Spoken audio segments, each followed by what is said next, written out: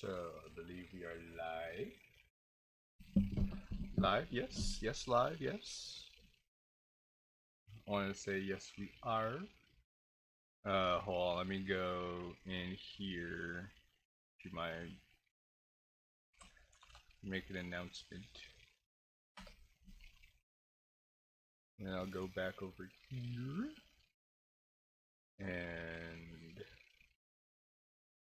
Alright, so we should be good to go. Hopefully I look good.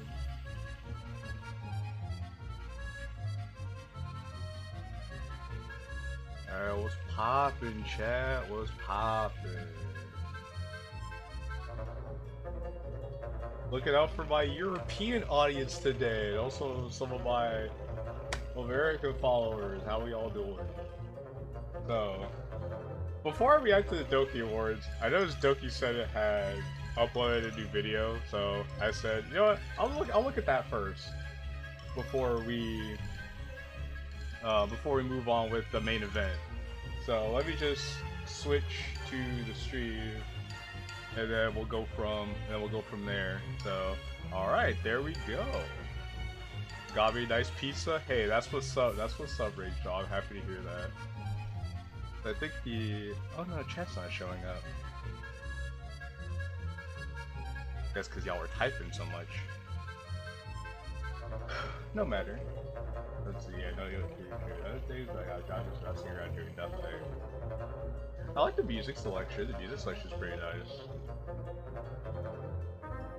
Hello! Black Bastard Stain. It's like VTuber. I did say it was a face reveal. I did say what kind, but I did say a face reveal. Really sidetracked, just transition to the club room. So I did tease this a little bit in the teasers of behind the scenes chat. I wanted to be a surprise. So here we are. The surprise has finally been revealed. I wonder how long this video is going to be, actually. Began by a nominee. So this is supposed to be the 2022 awards that was uploaded in 2023, from what I remember. So this is like old stuff. If you wanted to see like this in its entirety, then you'd have to go to Bernurk's channel and go see the 2022 awards, which, spoiler alert, was the Corksies a Just Art show. Is the music very loud? Here, I'll turn it down. There we go, I turned down the music. There, so that should be a little bit better. You also could just blame how the audio was balanced in the video itself, but that's out of my control. Not much I could do about that. So how are y'all doing? How are y'all doing? Happy Friday, everybody. Happy Friday.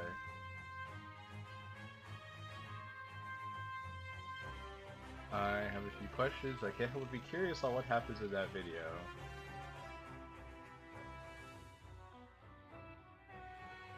Sarah gets gas from the bike with the use of slipping and falling into vomit sounds. It's kind of gross. Not gonna lie, that's pretty gross. And of course Yuri would be the one doing that. That would be Yuri the one doing that. Me again? Must I be the center of attention in all of this? Going to Tenerife tomorrow. Very nice. Be sure to take some good pictures out there. I hear it's very beautiful in Tenerife.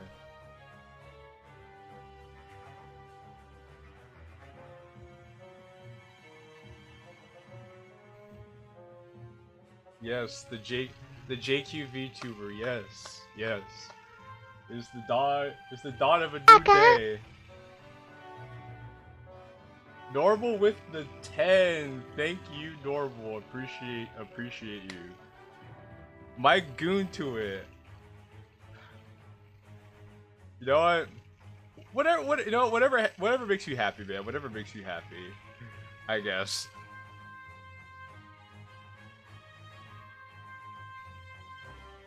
I still can't see chat though, it's kind of bumming me out.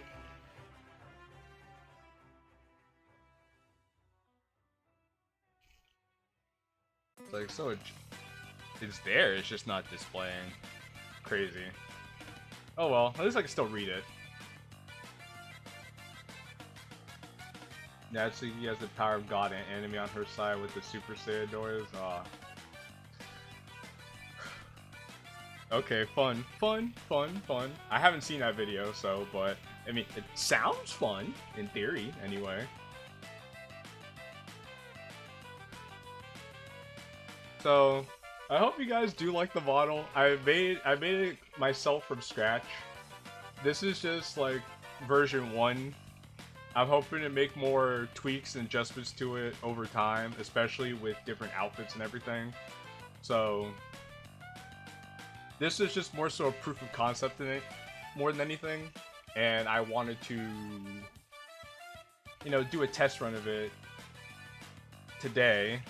So what better way to test it out than actually do a live stream? Though you also can use this on Discord, funny enough too, so could be a time in the future where I'm back on Discord and I'll be using my little model here to interact with y'all. And if the eyes seem a little derpy at all, it's not the fault of the model, it's the fault of the tracking software that's being used. Yeah, that's why the eyes are a little weird. It's not the fault of the model, it's the fault of the tracking. That's part of the tweaking you have to do, is to get it more accustomed to my face. I'm still learning a bunch of stuff, you have to understand, so it's gonna take me a little while to get it perfect. Shy Lily collab when? Hey. I doubt Shy Lily's ever heard of me, but Shy Lily wants to reach out and say hi. I'm like, you know, hey, I had no problem.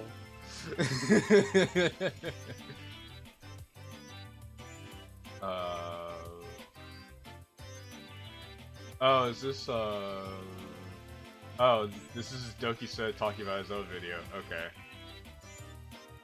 It'd be unreal if I ever got to that level. No, man, I'm trying to get to 10,000 subscribers right now. I'm trying to get to 10,000, and then we'll go from there. Long time no see. Yeah, long time no see a D, brother. It has been a minute.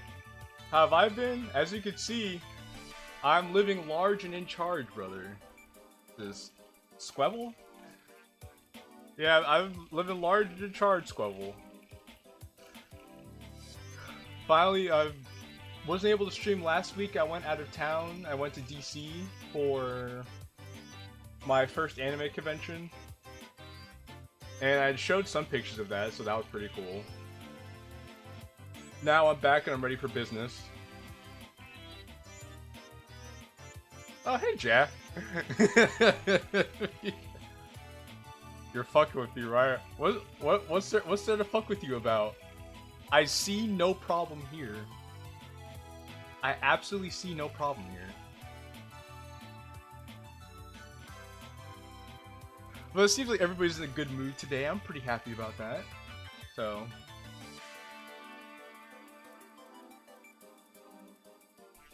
yeah. Again, happy Friday, everybody. And I wonder how much longer. You know, it's a bad sign when I'm sitting here thinking to myself, how much longer is there in this video? Oh nah, straight to jail. No, you go to jail. I have nothing to go to jail for. I saw a face reveal and I said, ain't no way. Hey, I didn't specify what kind of face reveal. I just said it would be a face reveal. And you know what? I bet I surprised y'all, didn't I? I definitely surprised y'all. Y'all did not have V2 bot. Y'all did not have Kiki model on your bingo card for things that were gonna happen on a stream of mine. I've been working on this. I've been in the trenches, in the cut, developing my technique for this very moment. And if you see me looking around, that's because I'm looking around at my different screens to keep track of the stream and everything. And also keep track of the model from time to time, just like kind of have an idea of what it looks like. But it's also a little bit hard because when I look too much to a certain way, then like the eyes will close or might look a little jank, and it's like, well, geez. Again, part of the whole trial and error phase about all this. Kiki's delivery service. You know, I should, maybe in the future, I could design an outfit based off Kiki's delivery service. I definitely did not put my money on Kiki model when I saw face reveal. See, I gotta keep y'all on your toes. Y'all thought you were gonna see just a normal webcam with like just some face there, but nah. I had to, again, spice it up. Plus, I thought it'd be a little bit interesting to add a little something to the stream, just so it wasn't my disembodied voice yapping away for hours at a time. Of course, you guys missed that, but I mean, not that you guys hated it or anything. Oh, winner of best use of sound effects is...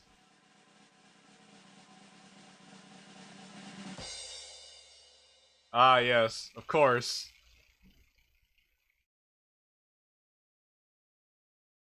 No quick sudden moves, the model might glitch out.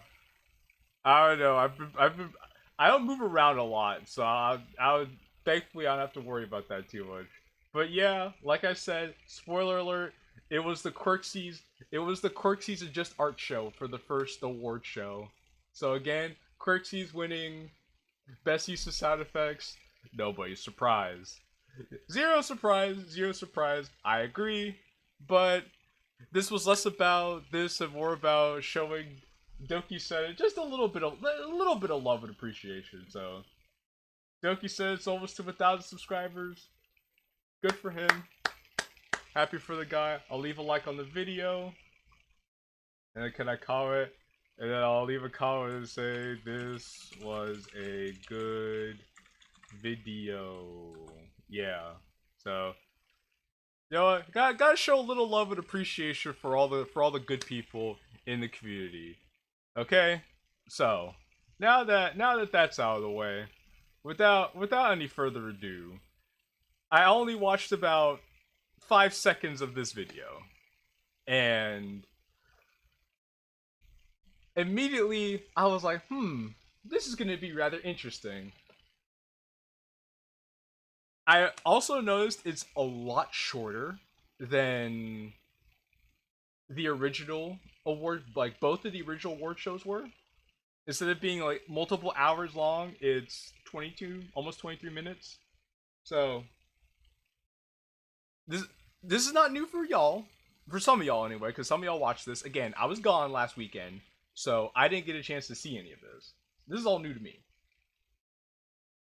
Yeah, I was in 2023. It's been almost 2 years since I've joined this community. Yeah. Time flies. Time flies, doesn't it?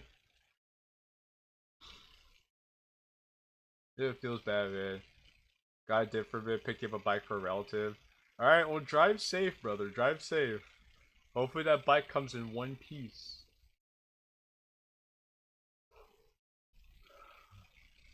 Alright, well, without any further ado, everybody, we are here for the main event, which is the Doki Awards of 2024, uploaded 5 days ago by the Doki Awards YouTube channel, hosted by Hulking Enigma.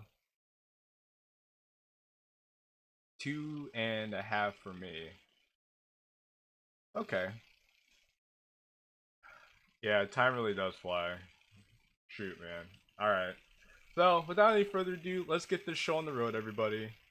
Doki Literature Club is a psychological horror visual novel that stormed the gaming world 7 years ago. Since then, it has developed a community that excels in multiple facets of creativity, from art. So, already off the bat, I'm thinking to myself, this doesn't feel like an award show video. This feels like the introduction to a video essay. And for me, I was like, already I'm not feeling the love that I felt for the other award shows, because the other award shows felt like award shows. TBH, IMO. Also, I will say VTuber within a VTuber, like a VTuber reacting to a VTuber giving a presentation, just VTuberception. I find that kind of funny, you know. I find that kind of cool. Wikipedia page intro. No, you're right. I can't disagree. Again, this feels more like a video essay than an award show. But we're only 9 seconds in. I'll let bro cook. To animation to even creating mods with compelling stories, DDLC fans have gone far and wide to celebrate the game that brought them joy. Some of us also made segments for the DokiTuber Awards, but due to unfortunate circumstances got cancelled. So some of us upload our homemade segments to YouTube with permission from CPC. I did hear that the Mod Awards got cancelled because they just couldn't make the deadline in time. So if that's the case, then we could probably find the videos that you guys upload to your channels and look at those after this. Today, we celebrate DDLC by awarding the members who stood out the most according to you. Welcome to the 2024 Doki Awards. Woo! Aaron Hansen, aka the Juice Box. Random Encounters, never heard of them. E-Bros, I have heard of them. Game Theory, hasn't made anything in years. Quirksies, of course. The Golden Boy. Bulky Enigma, of course, you have to include yourself in there. The VTuberization of the DDLC community. You see, it starts small, but then over time, you're gonna have more and more VTubers in the space. And then it'll kept you waiting, I don't know huh? if I'll say be glorious. I guess it'll be the glorious takeover. As much due to communication issues lack thereof. No, that makes sense, Doki Guy. Cam Stevens. I've been supposed to see awards, so most of this will be new. Okay. Adazov, Natsuki Simp, I've heard of those guys before. Xander's Cut, don't know him. Diverse Doki Stories, I do know him. Interacted with him before. Heelage, I've heard of him. Xavier III, don't know that guy. Bluegee and Days, I've heard of both of them. Doki Senate, Harvey Ed, I've heard of those guys. Okie Doki Club and Just Art, I've heard of those two. Crafted Pin, don't know who that is, but I do know who the other one is from the past award show. I've heard of none of these people before. Who else? Heard of none of these people before. But I guess that's the fun of the award show. You get to learn about new people. Like these two. I've never seen these two before in my life. Neither have I seen these two before. Oh, Monika's an Undertale, I guess. Doki Doki Doves, I've heard of them for not good reasons. Julie Foster, don't know who that is. I don't know who these two are either. But it's nice to see DDLC cosplayers. Which, by the way, I do want to say, while I was at Otakon last weekend, I saw one person who cosplayed as Monika. And I was like, be still my heart. Somebody's still cosplaying as DDLC in the big 2025. That was actually pretty cool. Though that was the only person I saw as a DDLC character. Which is kind of sad, but at the same time, still pretty cool to see someone cosplaying as Monika in the big 2025.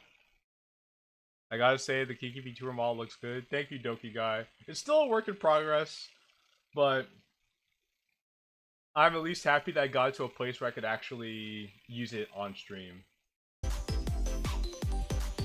Okay. Haven't heard of these people before either. Tryhard Ninja, that guy good. There's so many people here I've never heard of before. Space's still big.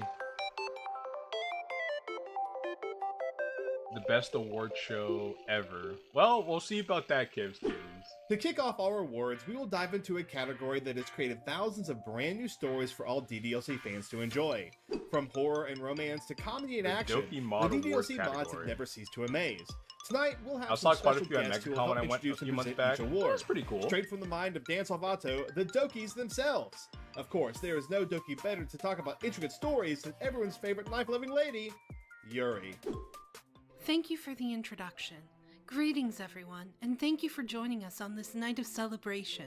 I have the pleasure of introducing and presenting the DDLC Mod Category Awards.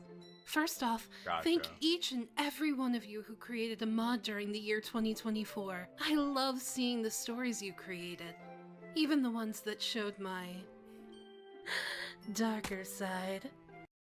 Okay, first impressions. Not a bad voice. Not a bad voice. I can unironically say the voice does somewhat fit Yuri. Is it the best Yuri voice I've ever heard? I don't know. But so far, not a bad voice. I could listen to this and not feel upset about listening to it. There you go, but I'll be back to stay out of streets so I can listen. Alright, Doki Guy, enjoy your lunch. Face reveal at 100k subs probably. We'll see. We'll see. It's definitely plan to get. I definitely do plan to get to 100k subs because your boy does want his silver play button. We'll see what happens when we'll see what happens when we cross that bridge, though. Let's begin with the awards. First up, we have the best drama mod, and the finalists are as follows: the best drama My mod. Best Friend is a Ghost, Episode 1 by Stormboss. The Violet Sun by Eric/ASN. Yo, the Violet Sun! Oh, hold on. There we go. The Violet Sun! The Violet Sun! Let's go, ASN! Before the Needle Lifts by DWAM. I have not There played Is that No one. Escape by Natsuki Simp. DDLC Mod Crossover Part 5 by Doki Guy. The winner of the Best Drama Mod I have is seen that one. My Best Friend is a Ghost, Episode 1 by Stormboss. Hey, let's go! Stormboss! Stormboss! I used to be on a team with him before the team disbanded, but that's neither here nor there. Shout out to Stormboss for winning Best Drama Mod of 2024. My guy, my guy. Let's see. Oh, Gabriel's here. Hello, Gabriel. I just saw you on Doki Sen's channel, so nice of you to be here too. So, hey, good Next stuff up, for we have the Stormboss. Best Comedy Mod, and the finalists are as follows: Brainrot Club by Team Brainrot, Yuri and the Wine by Ah Hilge, Sayori Gets a Burger by Team Sapphire, 100 Club Members That Really Really Love You by Tensada Edogawa, Okay. Yuri's Grudge Match, The Doki Docs by JQilin.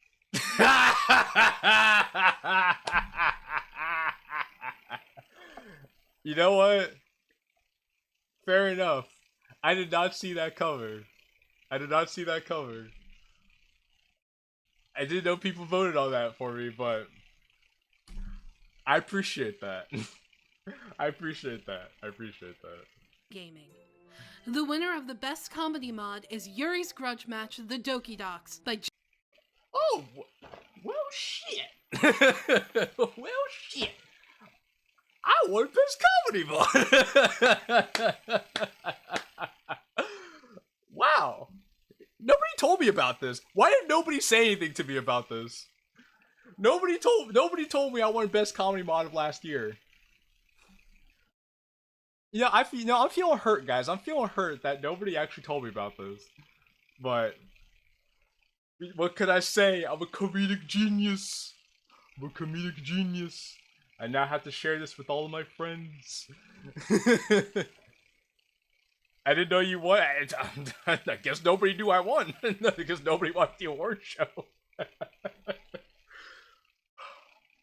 Well, alright. Well, alright then.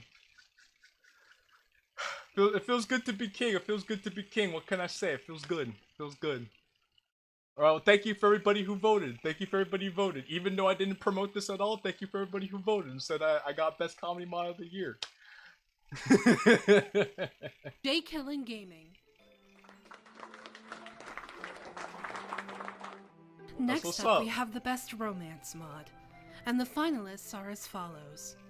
Forgotten Love by Adisoth. Okay. Foreign Relations by Team Relations. Yo, Foreign Relations for Best Romance Mod is kind of insane. That's kind of insane. There's no romance in that mod whatsoever. I've played it. I've seen it. There ain't no romance whatsoever.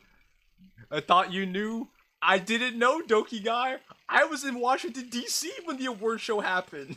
Walking around convention centers and whatnot. You know, I wasn't expecting you to look like that.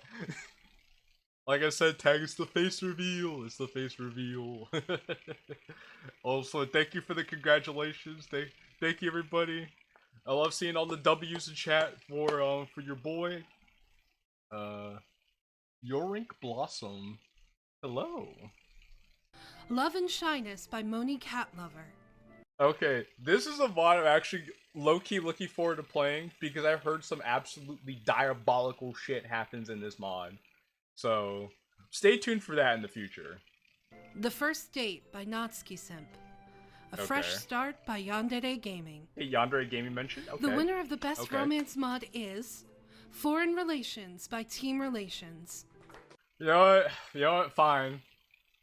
Even though there's no romance in that mod whatsoever, I guess because it's just popular. It's just popular, so you know what? Fair enough. You got me. Did you get to the part you won? I did, CFD, I did. I saw that I actually won something, and nobody told me that I won something. Love and Shyness as long as fuck, if I remember correctly. Well, more content. More content. Endless content. 100 years of JQilin gaming content. So let's see. Next up, we have the Best Horror mod. And the finalists are as follows. My Cloudy Reality Plus by Miss Mod. Really? I'm Alive Remake by u/Zesty Close Lawyer 72. Really? The Good Ending Act 2 by Sam Capner. Okay, that makes sense. Night Rain by Rimscar. Clay God by DWAM. Okay, these make sense. The winner of the Best Horror mod is Night Rain by Rimscar. Okay. Low-key, it makes sense. Low-key, it makes sense. Low-key, it makes sense. I did go through Night Rain. I actually like what I liked the most about Night Rain was the coding. Because the story, I was able to figure out the story probably in like, what, the first 5 minutes of playing it? But the way that shaders were used and the way that they actually had an overworld map and everything, I do give Night Rain his props. That's a horror mod? I guess so. I guess so. I would have said it's more of a mystery/suspense kind of thing, but I guess there's no mystery/suspense category for DDLC mods, so they just lumped it all into horror. So, what do? Next up, we have the Best Overall mod. The third place winner is Before the Needle Lifts by DWAM. Okay, alright. The second place winner is Night Rain by Rimscar. And the first place winner of the first place is going to be Foreign Relations. First place is going to be Foreign Relations. I'm seeing it now. I can see it. The best overall mod is Foreign Relations by Team. Yep. I had a sneaking suspicion. I had a sneaking suspicion, chat, that this was going to be the case. Just a small intuition. And what do you know? Because it's just... Again, look. I don't want to shit on David. I don't want to rain on David's parade. I'm glad people like Foreign Relations because it's nice when people actually appreciate something that was made by you. But best overall mod, out of everything that came out last year, I don't know. That's a lot. That's a lot to say. Relations. So let's see what else happens. Congratulations to all the winners of the DDLC Mod Category Awards. I look forward to seeing everyone's future mods. And thank you again for continuing our story and breathing new life into our universe. Thank you, Yuri. And again, winning Best Comedy Mod, I didn't know that would be the case, but at least I won something. At least I won something. Congratulations to all those who won an award. There are a few awards that I would like to give out personally. These awards highlight some very special moments and special people within the DDLC community. Okay, the first award I want to give out is the I Can Fixer Award. DDLC has inspired many people to try their hands at creating games, and when players come across a lady in a game that has some questionable personality tics, their first response is, I can fix her. This rings true for the— Spoiler alert, you can't fix her, chat. You can't. Don't try it. Do not try it. Don't. Unless you're a masochist, you want to live a life of misery and pain, don't do it. My niche mod never stood a chance. It's okay, ASN. It's okay, ASN. It stayed in our heart, brother. It stays in our heart. JQilin, I'm your new fan. Well, thank you, Yurik Blossom. I'm glad to have you here. Welcome to the family. You're gonna have a lot of fun here, I'm sure. The winner of this award. This game exploded in popularity upon its release, and people love comparing its main character to Monika. People have even modded the Dokis into this game. The winner of the I Can Fix Her Award goes to Mina from MeSide. Yeah. MeSide is a game where you're sucked into a video game world. Here you meet Mina, and of course, not everything is as nice as it appears. Can you survive long enough to find your way back home? And of course, can you fix her? Congratulations, MeSide and its developers for winning. I did get to see the I did get to use the DDLC mods for my side, but I have not played that game in a little while, and honestly, I don't really feel that bad about it. I don't feel that bad about it. Very Doki Award, am I right? You know, it's interesting to see a non-DDLC IP in a DDLC award show, but I guess because my side is so, like, tangentially related to the DDLC in some way, that it kind of makes sense. Scenes Award category. This category is dedicated to those who work more behind the scenes, such as voice acting, DDLC art, sound effects, and original music. Of course, CMD, the best Doki to present these awards is Monika, the script queen. Okay, everyone, it is my pleasure to introduce and present the award. Okay, first impression, this voice sounds too much like Yuri. It sounds too much like Yuri's voice already. I feel like they could have switched this voice actor with Yuri's voice actor, and we would have lost nothing. It would have been nice if there was a bit more of a distinction between this voice and Yuri's voice. But other than that, the voice is still pleasant to listen to. I could listen to this voice and not feel upset about it. All I can say is that this just doesn't sound like Monika, and it sounds too much like Yuri. Awards for Behind the Scripts category. Oh, well, of course, Doki Guy. I mean, you fixed the Doki so much that they're all in love with you, so I guess in a sense you've succeeded. I find messing around with the scripts very difficult, and I'm not very good at it. Thankfully, these amazing community members are much better than me at their craft. Let's begin with the presentation of the awards. First up, we have the Best Monika Voice Actor, and the finalists are the following: Tsukino Kage, Ina, Cayman Elizabeth, Rosalind, and the winner of the Best Monika Voice Actor is Tsukino Kage. Okay, good job. Next up, we have the Best Sayori Voice Actors, and the finalists are the following: Be Black Roses, of course, I knew Mona she'd be Lucius, Sayori's Plush Vlog, Cerno VO, Technicky, and the winner of the Best Sayori Voice Actor is Be Black Roses. The PNGs kind of sliding along the screen feel kind of cheap the more I watch. You're not wrong. It does kind of cheapen the feel of the award show a bit, though I understand animating is hard, editing is hard. So, I don't know if Hulky Enigma edited this whole thing by himself. If he did, I'll give him a little bit of the benefit of the doubt because, again, animating is hard. Probably didn't have the technical skills to actually make them feel more alive than just static images moving around on the screen a little bit.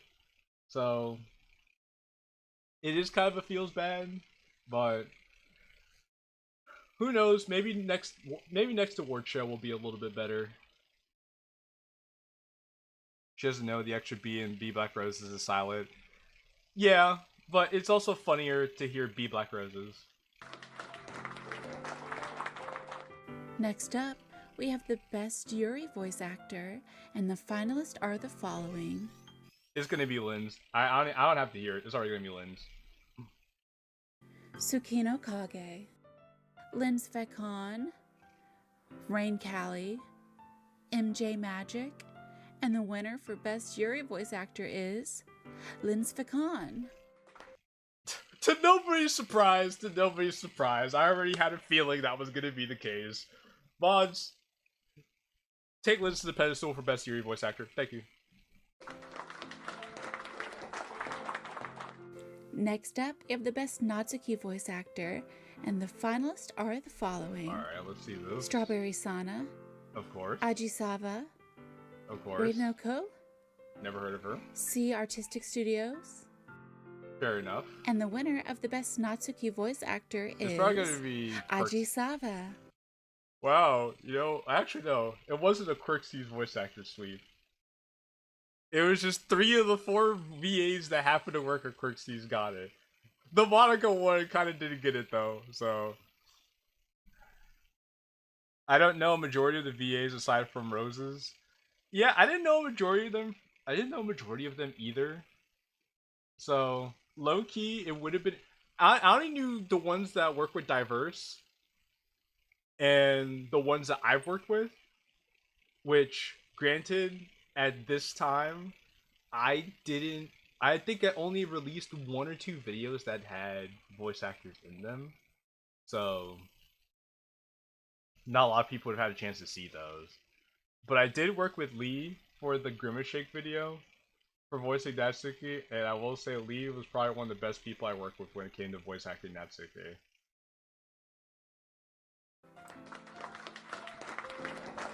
But hey, shoutouts to the other people too. Next up, we have the Best MC Voice Actor, and the finalists are the following. Uh-oh. Mr. Swiss Roll. Okay. Bulgy. Okay. CMD. And the winner of the CMD. Best MC Voice Actor is CMD. CMD.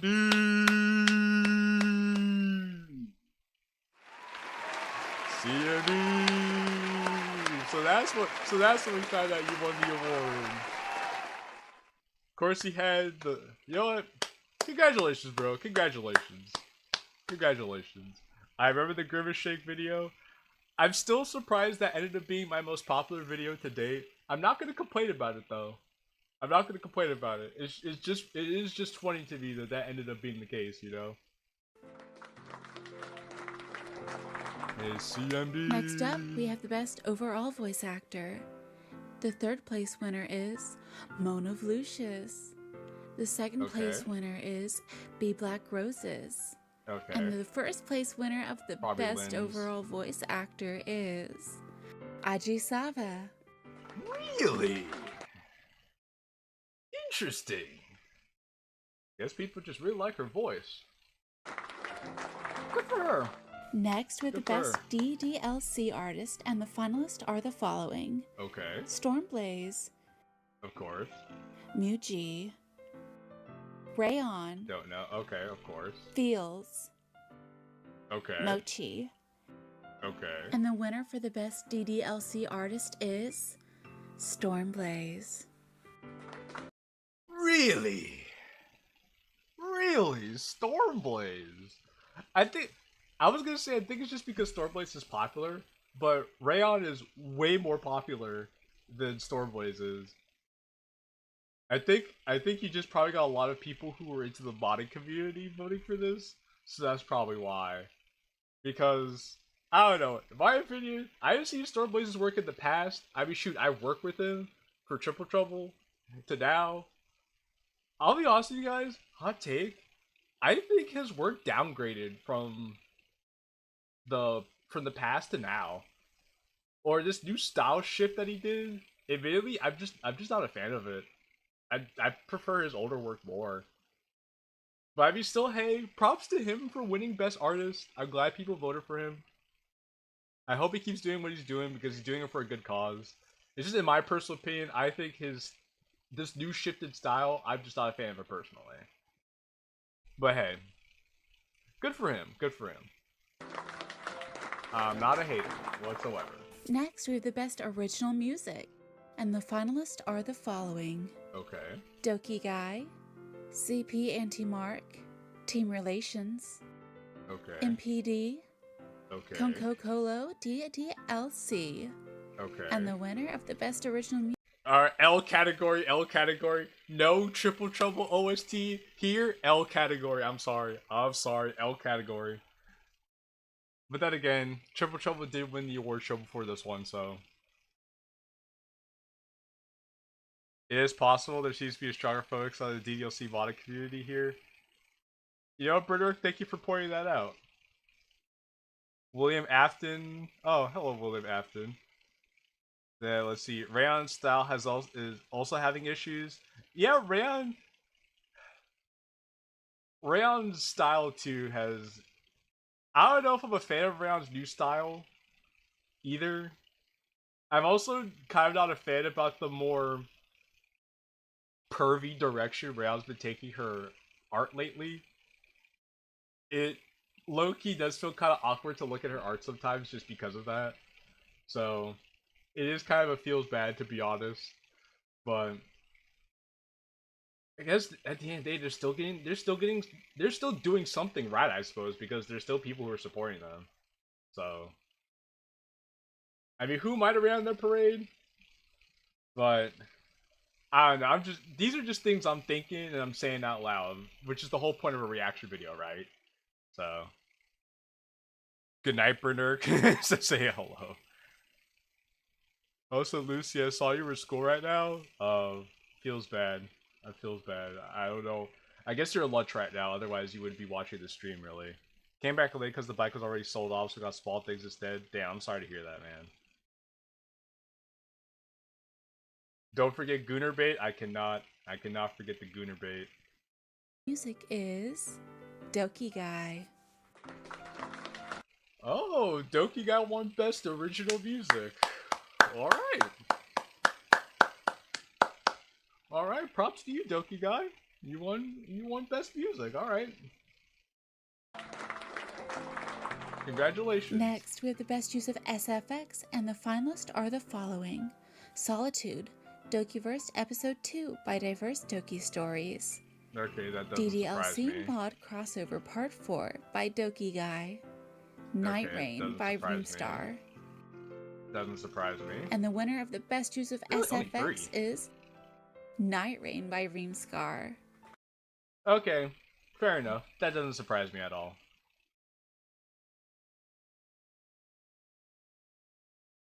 Oh, is that why you won Best Original Music? Because of the Triple Trouble music? Damn, that's crazy. Congratulations to the winners of Behind the Scripts Awards. You truly deserve to shine both in front and behind the script. Just a reminder that my script is off limits. Yeah. Whatever, Monika. You're not funny. You're not quirky. Funny. Just you're not kidding. You think you're quirky?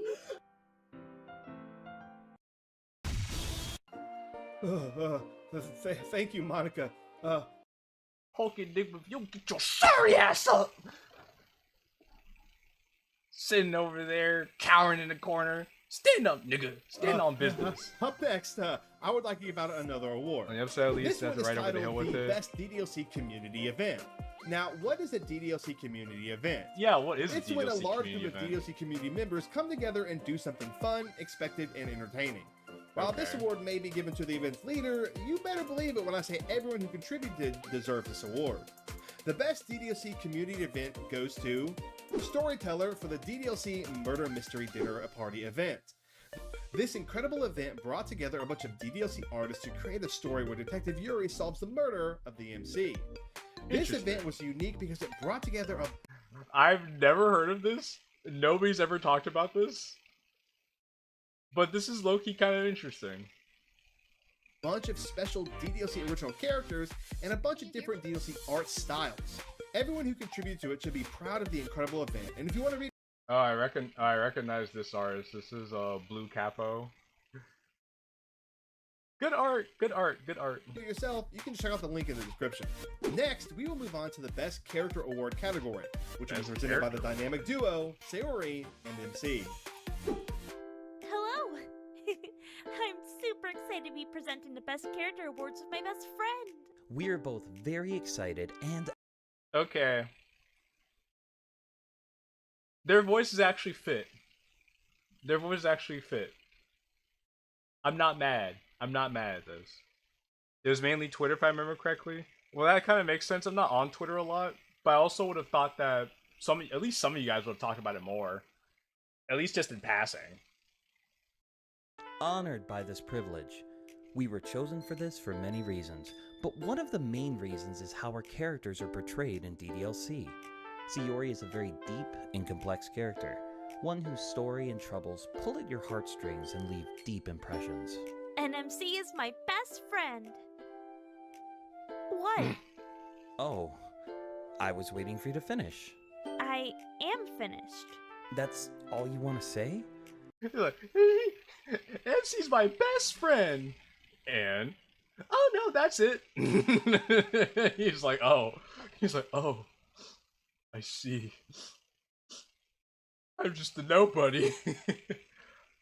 But Sayori, I have big plans. I have big plans for Sayori. I got big plans for Sayori. I have a video that I'm planning to make on Sayori that is gonna be a take on Sayori I don't think anybody in the DDLC community has heard yet. But once I explain my reasonings, you guys will be very interested to see where I'm coming from with this.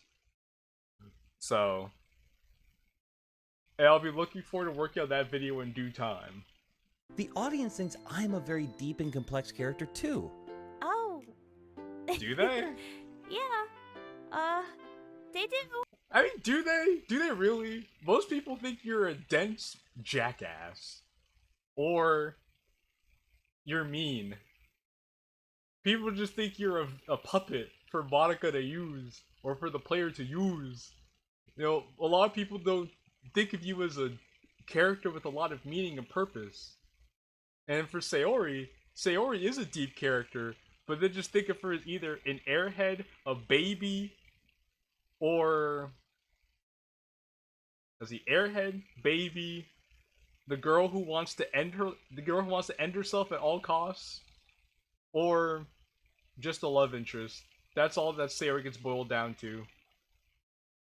It's time for somebody to really make a stand for Sayori to show that there's more to her than just being a baby, an airhead, a love interest, or somebody who wants to end it all. End civilians, please. They do indeed. I have a deep and compelling personality that many enjoy. Who's ready for some awards? First up, we have Best Use of Monika. Sarah's like, yak, yak, yak, yak, yak, whatever. It's like Sarah's like, yak, yak, yak, whatever. Whatever, Monika, whatever. And the finalists are as follows. Clan God by DWAM. Okay.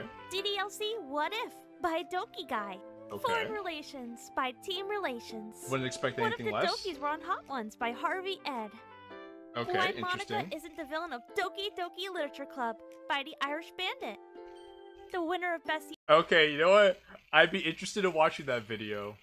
I'd actually be interested in watching the video by the Irish Bandit. Use of Monika is... Foreign Relations by Team Relations. Oh my goodness, I'm shocked! Shocked! Well, not that shocked. But golly. Foreign Relations winning Best Use of Monika? Wow, golly. Who would have seen that one coming? Bro, Ah, dang. Whew.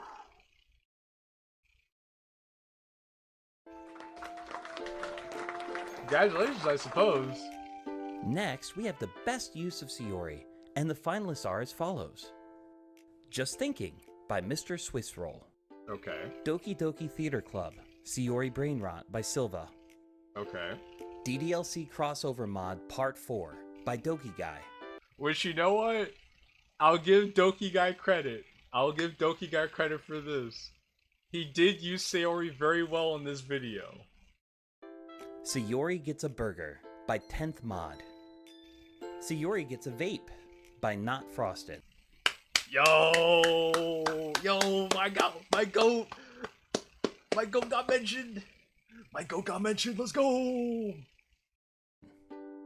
The winner of the best use of Sayori is DDLC Crossover Mod Part 4 by Doki Guy. Okay, you know what? Fair enough.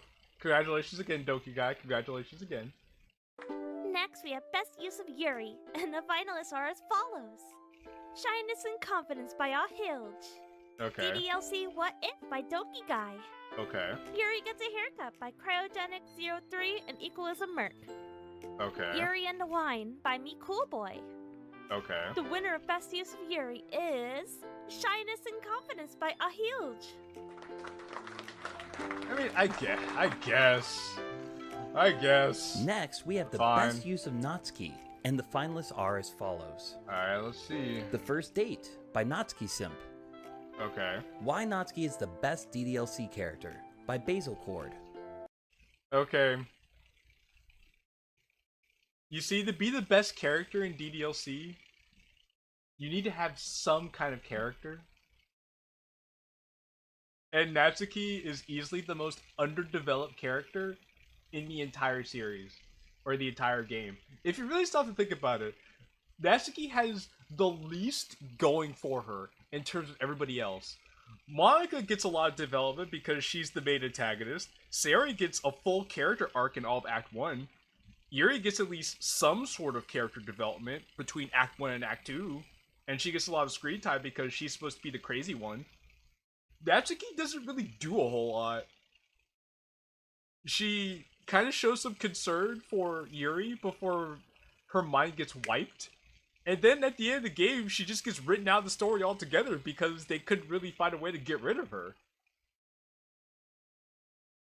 Honestly, Natsuki deserved better. That's all I gotta say. Natsuki deserved better. MC is more developed than Natsuki? Exactly. MC was more developed than Natsuki, and that's saying a lot. That's really saying a lot.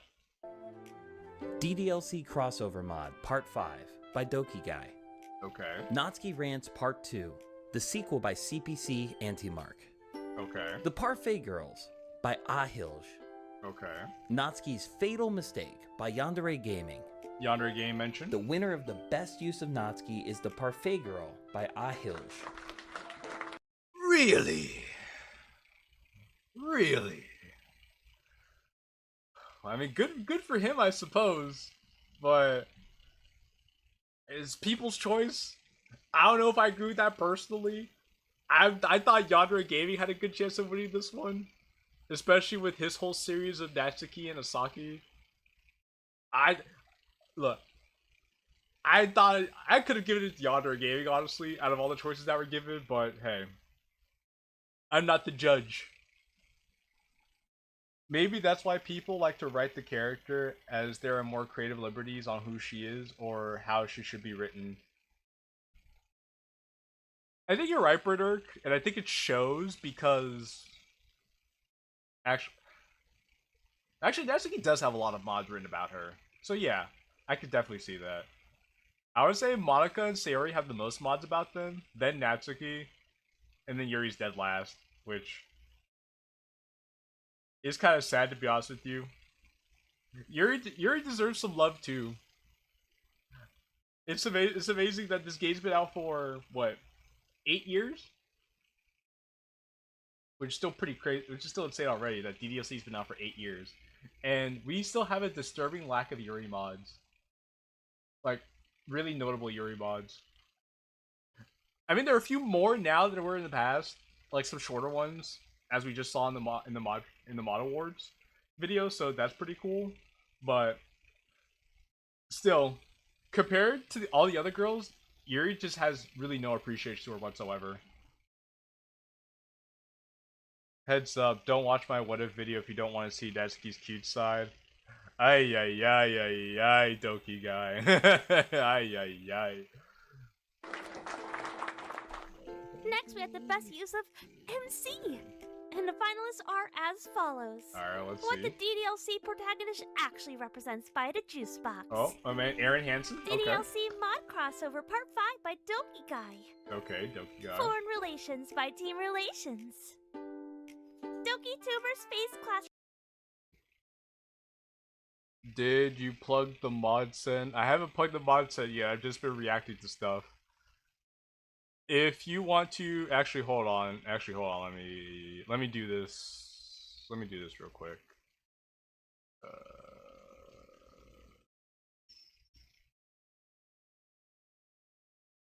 There you go. All right, Act. If you want to post the links to mod send, you could do so in the chat right now. From Hangout, Enter Lawrence by Yandere Gaming. And Taking Back What's Mine by Ride Doki. The Sorry winner about that, of a Best Use mosquito of in my MC ear. is what the DDLC protagonist actually. Yo, Aaron Hansen! Oh, sorry about that. Sorry about that, guys. Aaron Hansen! My man Aaron Hansen, let's go! Ahil Jidoki Guy have basically been carrying Yuri mods for the past year. Represents by the Juice Box. Next, we have the best original character, and the finalists are as follows. Okay, Kaori by Shinobu Sunshine. Multiple characters by Doki Guy. JJ by Team Relations. M by Ride Doki. Finn by Finn TDK. The winner of the best original character is Kaori by Shinobu Sunshine. I'm not surprised by this in the slightest. I'm not surprised by this at all, considering the amount of hullabaloo, the amount of people that were flabbergasted by, there's a 5th DDLC character? Why did nobody tell us about this? This doesn't surprise me at all, so good for Vipers, Viperson. Good for them. Next, we have the best villain, and the finalists are as follows: the Mo X by Doki Guy. Asahi by Yandere Gaming. M by Ride Doki. And Rempi by Diverse Doki Stories. The winner of best villain is Rempi by Diverse Doki Stories. Really? Really? Interesting. I thought M would have had a good chance at winning, considering how much I've heard about M being a really good villain, but hey. Congratulations to Mitch. This is the first time I've heard of winning something today, so I'm pretty happy for him. Finally, we have the best cosplayer, and the finalists are as follows. This is very specific, Danny, but okay. the Yuri Crusader, is MC. Visani.cos is Monika. PastelPan.da as Monika. Vincent Hates Cosplay as Natsuki. LilyLee.cos as Sayori. Allegra-chan as Yuri. The winner of the best cosplayer is Visani.cos. I'm not surprised. I would have said she was the best one too. I would have said she was the best one too. It took me one look, and I was like, yeah, that's the winner right there. Allegra is a close second. The last one they showed is Yuri, definitely close second. Those two top contenders for best cosplayer, no question. No doubt in my mind. Congratulations. Well deserved, I'd say. Well deserved. US as Monika. Congratulations to all the winners. You have both developed and portrayed us in new characters super amazingly. Seriously though, I am a complex character. Bro, nobody cares. Nobody cares, bro. Nobody cares. There are many amazing members of the DDLC community, people who bring laughter, excitement, wonder, and awe. This next award will highlight one of those members who sadly left this world too soon. This award is called the Eternal Doki Award, and it's going to a member of the DDLC community who loved. Okay, this is very interesting. This is very interesting. They're probably going to give this to Soldot, if I remember correctly, but very interesting award. I was not expecting this. To bring chibi art to life, and he was very passionate about it. Yep, he loved making people laugh and was known for typing in all caps locks when he got really, really excited. The Eternal Doki Award goes to Solidity. You were missed and you will never be forgotten. Remember, we are all part of the DDLC community, and we may argue over who the best girl is, or fight over the topic of the metaverse, but at the end of the day, we are all people who love this wild psychological horror game. Be sure to hug each other, and don't forget to ask how someone's day is. The final category is the DokiTuber Awards. Yeah, shout out to Soldot, shout out to Batterbury. Two people that went out before their time and who contributed a lot to DDLC. Batterbury for making Doki Doki After Image, which, if you guys haven't seen it yet, I have played it on the channel already, so you can find that playthrough on my channel. And also find the highlight video of said After Image stream on my channel. You can also find a link there to play the mod yourself. And again, shout out to Soldot for all of his contributions to the DLC community as well. It is really sad to hear that they were taken from us too soon. And just remember, guys, you all are never alone out there. There's at least one person out there who does care about you. So, don't suffer in silence. Be sure to get some help if you need it. And just remember that even when you're down, when you feel like you're lowest, you can only go up from there. You can't go more down than rock bottom.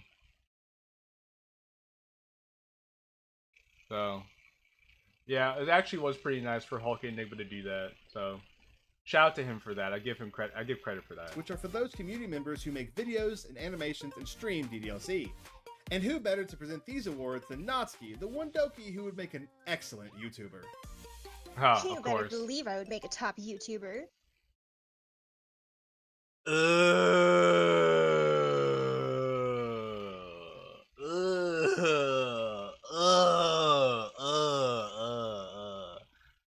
Team Brainrot did get mentioned, by the way. Yeah, the Team Brainrot did get mentioned, but okay. First, the microphone quality a lot worse than everybody else's. Two, that voice is way too deep for Natsuki's voice. I expect Natsuki's voice to be a lot higher than that. Third of all, I don't want to dump on the VA. I'm sure they're a nice person. I'm sure she's a real sweetheart. So, at least she tried to do this. I give credit for that because not everybody has the courage to even do that in the first place. So, props to you for coming out to try your hand at VA Natsuki. It just, in all honesty, this just didn't hit. I'm sorry, but I gotta be honest, it just did not hit. Better luck next time, Hulk Enigma. Better luck next time. I would put Mr. Beast to shame. I am here to announce the winners of the DokiTuber Awards, so you better buckle up and prepare for the best award announcement you've ever seen. Also, follow me on Twitch. I'm starting a baking stream soon and want to get affiliated ASAP. First up, we have Best Main Game Playthrough. The finalists are as follows. Okay, alright, let's see this. Daft Knight LP. Okay. Red Shell. Okay. Boot Duke. Okay. Dark Viper AU. Okay. And The Story Painter Live. The best main game playthrough goes to Daft Knight LP. Okay. Okay, congratulations. Congratulations, Next, Daft Knight. We have the best modded playthrough. The finalists are as follows. Natsuki Simp. Sierra's Plush Vlog. Okay. Afro Zero. Yandere Gaming. Okay. Kane Monger. Okay. Kane Monger. Oh, whatever. They should know who they are. The best modded playthrough goes to Kane Monger. Yeah. Yeah. Kane Monger for best mod playthrough. I love hitting auto on my mod, record OBS, and then kicking back and relaxing for hours on end. Let's go, Kane Monger. But you know what? You know what? All jokes aside, Cavemonger does provide a valuable service to the DDLC community. He was one of the first people to actually start doing non-commentary playthroughs, and he's been the go-to source for that ever since. And he's been faithful. He's been faithful to it, and he's willing to play mods that nobody else would dare touch. Take the infamous expansion mod for starters, and the infamous inflation mod for starters. It also made me sad because it made me think that Cavemonger is totally reaching the bottom of the barrel and definitely needs more DDLC content out there. So, guys, make more DDLC content so Cavemonger doesn't have to scrape the bottom of the barrel anymore.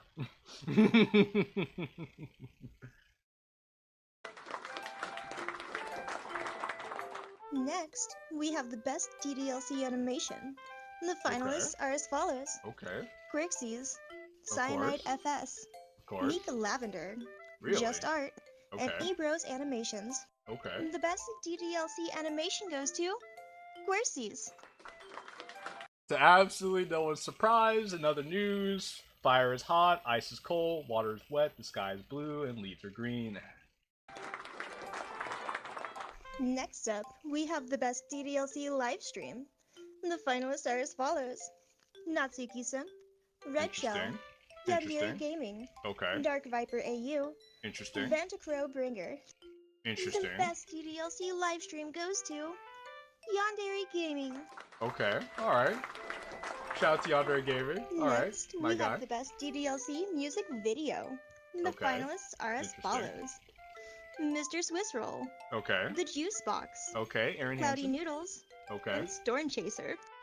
The best No, DDLC Juice music Box better video win. goes to The Juice Box. Yep. I figured. How could he not? And finally, we have the best DokiTuber. The finalists are as follows. Quirksies. Okie Doki DDLC, Really? Natsuki Interesting. Simp, Really? Doki Guy, Okay. Quirksies, Okay. and Kane Monger. The third place winner is Doki Guy. The second place winner. Oh, alright, Doki. Alright, Doki Guy. Third best DokiTuber. I was there last year. Good props to you for getting it this time. Is Kane Monger. And the first place winner of the best DokiTuber Is it Quirksies? Quirksies. Wow. Whoa! Wow! Wowee! Quirksies won Best DokiTuber 2024. Golly gee, guys! Oh my days, bro! He got Best DokiTuber. Wow! Congratulations to all who won. Honestly, you're lucky I didn't participate. Otherwise, I would have swept the competition. I'm sure you would have. See you next year. Congratulations to everyone who's won an award this year. Before we end the awards, there's one more award I want to give out. The Golden Doki is an award for someone who goes above and beyond for the DDLC community. This year, the Golden Doki will go to someone who made all of this possible. This member of the community wanted to celebrate others and bring their work into the limelight, and because of that, he selfishly worked countless hours to bring the awards to life. This year, the Golden Doki goes to the man who started the awards and made it possible for the DDLC community members to shine.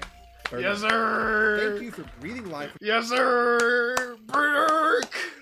Bernard, the GOAT! The GOAT! The GOAT! The GOAT! Alright, W's in the chat. W's in the chat for Bernard. W's in the chat for my guy Bernard. Let's get it. W's in the chat for Bernard. The man, the myth, the legend who started it all. W's in the chat for Bernard. We all wouldn't be here today if it wasn't for him and all of his sacrifices. Thank you again, Bernard, for everything. Thank you. You ran so others could walk. And now it brings us here today. So thank you for everything, Bernard. Thank you. To the awards and everything that you do. I hope you enjoy the Doki Awards. Nominations for next year's awards are already open, so be sure to nominate your favorite DDLC YouTuber, artist, voice actor, and more. We have so many more award shows planned, so get excited and be on the lookout for updates. Thank you so much for watching, and if you're interested in helping out with the awards, check out the Discord link in the description. I'll see you in the next one. Okay, well, that was the Doki Awards 2024. First impressions? It actually wasn't that bad. It wasn't that bad. My expectations were fairly low. I wasn't expecting a whole lot. So overall, I thought the presentation was actually pretty decent. It was very streamlined. Very, very streamlined, this award show was. They skipped over a lot of the fluff. They just said, okay, here's here's the category, these were the finalists, and this is who won the award. The pacing of the video was actually pretty good. I think the introduction of the voice actors as the different characters presenting the categories was pretty cool. It was a good touch. Hopefully they improve upon that for the future. Like, add a bit more dynamic, add more of a dynamic element to that. Probably add a bit more animation to it, just so the characters feel a bit more alive. You could bring back most of the voice actors that were here, actually. I would probably say replace Monika's and replace Natsuki's voice actors with somebody else. I mean, if you could get the people who were actually nominated for Best Voice Actor for Monika, Best Voice Actors for Natsuki to come participate, I think that would definitely add a nice element to it. Maybe Hulky and Nibba could get some donations and stuff to help pay for voice actors and whatnot. I don't know. But overall, I don't think the award show was that bad. I will say that it did feel more corporate than the past award show. You could tell the award show was the award shows previously had a lot more passion put into them, and had a lot more. It was a lot more passion put into it because it really felt like a collaborative event where everybody contributed their own different segments to it, and you could really feel the love of the community, and you could really feel the love of the person who put everything together. Like, this is still showing appreciation for the community, so it still has some of that aspect there. However, because it's so streamlined, it feels a lot more. You lose a lot of that personal touch that I think previous award shows had. But overall, as a product in itself, this wasn't that bad of a video. So, I give credit where credit is due. I think Hulky and Nigma did a good job. Definitely some things could be better. That, again, the voice acting quality could be a little bit better. Improve the animation quality a little bit more, especially if that's where a bulk of the quality is going to be at, is in the presentation of the different categories for the different characters. Just improving the overall editing quality of that would help the overall quality of the presentation, I will say. Other than that, because I understand there was some cut content, some things were canceled, so if the award show wasn't ready to go on time, you could have at least extended it so you could have added in the additional contents, or have a much longer timeline so you could actually incorporate these different things and have one full video instead of people saying, oh, I need to upload this on this channel and upload that on that channel. I guess it did save a lot of guessing check work. Yeah, I agree. What else could I say? I mean, I would also be interested in seeing the different kinds of award shows. We had the Doki Award show. I think some people talked about a Doki Mods Award show, a Doki Creator Award show, a Doki Voice Actor Award show, which would be pretty interesting. I don't know how many people are using voice actors like that, but it seems like quite a few of them are. I don't know if we're going to have all that be a part of one big show or just a series of other shows, but that's not really feedback on this. That's just me speculating. It seems that certain content was also cut to make the show shorter. But I think if you were going to do that, at least upload some of the other segments onto this channel as their own separate things, instead of just cutting it out altogether and then not doing anything with it. especially if people went out of their way to make the segments, I think it's a missed opportunity to not at least show some appreciation for the people who helped put in work for the award show to make it happen in the first place. That's why CPC asked us to make our segments no longer than 10 minutes when possible. That is fair, because I remember last year's awards show when you had one person's segment being 30 minutes long, and we're all just sitting there like, okay, when is this gonna end? Please. Some of us have things to do. I want to talk to Enigma about the VA award show, but he's low-key flaking on talking to me about it. That's not a good sign. That's not a good sign whatsoever. What would you rate Hulky Enigma's awards? I rated it about a 6 out of 10. So it's just above average. I would say the quality was solid. The presentation was good, but there's a lot of room for improvement. So I would say for his first award show, I'd give it a solid 6 out of 10. Something that's presentable, you could take it home to your family and show them that you're not a total loser, but if you were to clean yourself up and do a little bit more, then you could reach higher heights. I think that's how I would frame it. But yeah, guys, that was the Doki Awards 2024. I ended up winning one award. So I didn't see that coming, especially since, again, I didn't promote this at all. I wasn't feeling it at first, really, but I said, hey, I'll check it out anyway. So this is why communication is key, people.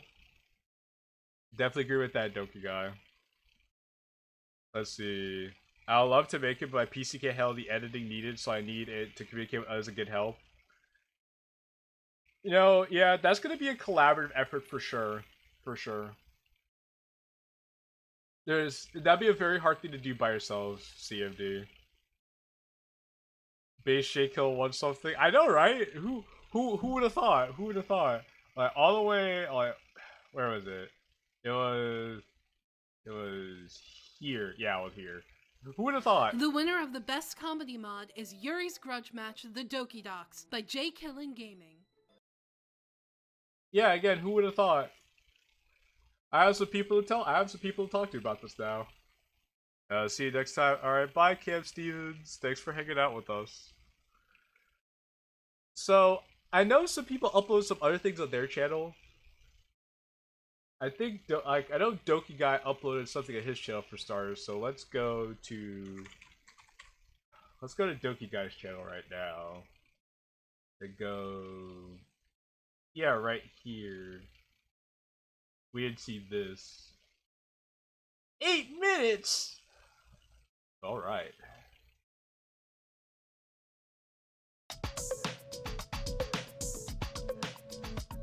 Hello everyone, it's Guy here. I'm here to cover this particular segment of the 2024 Doki Awards. I need to do more acting for DLC, but over these VAs for the moment that I know of. I need one. I'm not gonna say I don't need these VAs. I'm working on some stuff right now, but I'm script writing. So, but I'm gonna be reaching out to the VA. I'm gonna be reaching out to my VA soon for more work to be done. Though I had to take a break from script writing because 1, went to the convention, and 2, I was working on the VTuber model. And 3, I also needed a break from script writing because I was feeling low-key burnt out.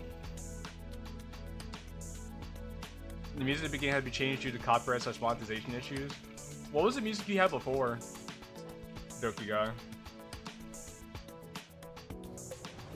Guy Fieri? Yeah, it is Guy Fieri.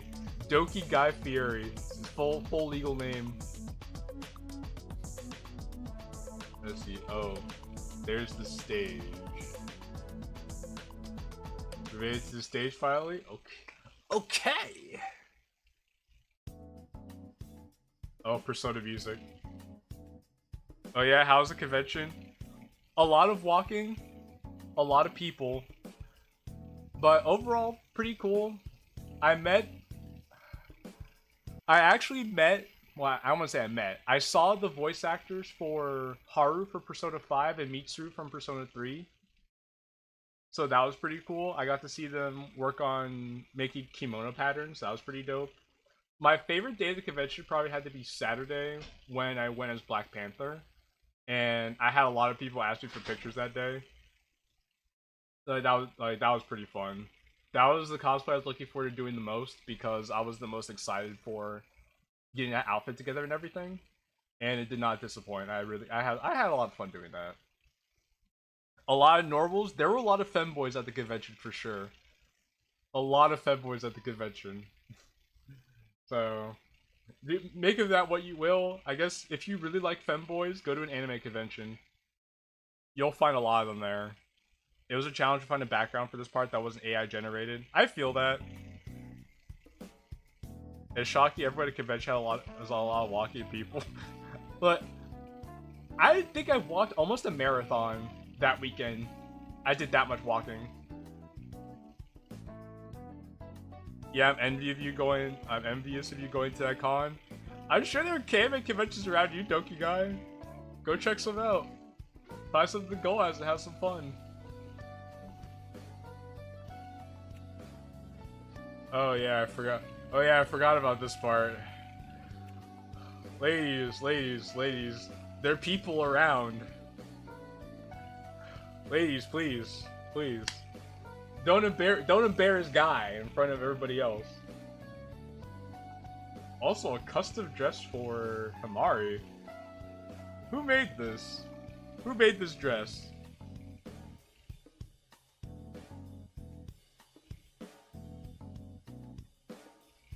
Yeah, sugar that. Ay. Please, ladies. By the way, are some of the things on your Etsy already sold on eBay or vice versa? Yes. I also have a lot more stuff on eBay as well, so you can feel free to check out. That stuff there. I also have more stuff I need to put on my stores. I just haven't yet. Speaking of which, I'm going to 2 cons this year, October and December. I was invited to go to another con January of next year, so I may or may not go to that one.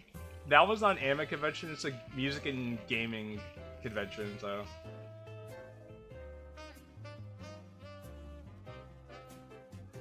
Ay. Goodness gracious, look at what we have here. Oh, thanks, girls. Y'all look amazing yourself. Yo, gosh.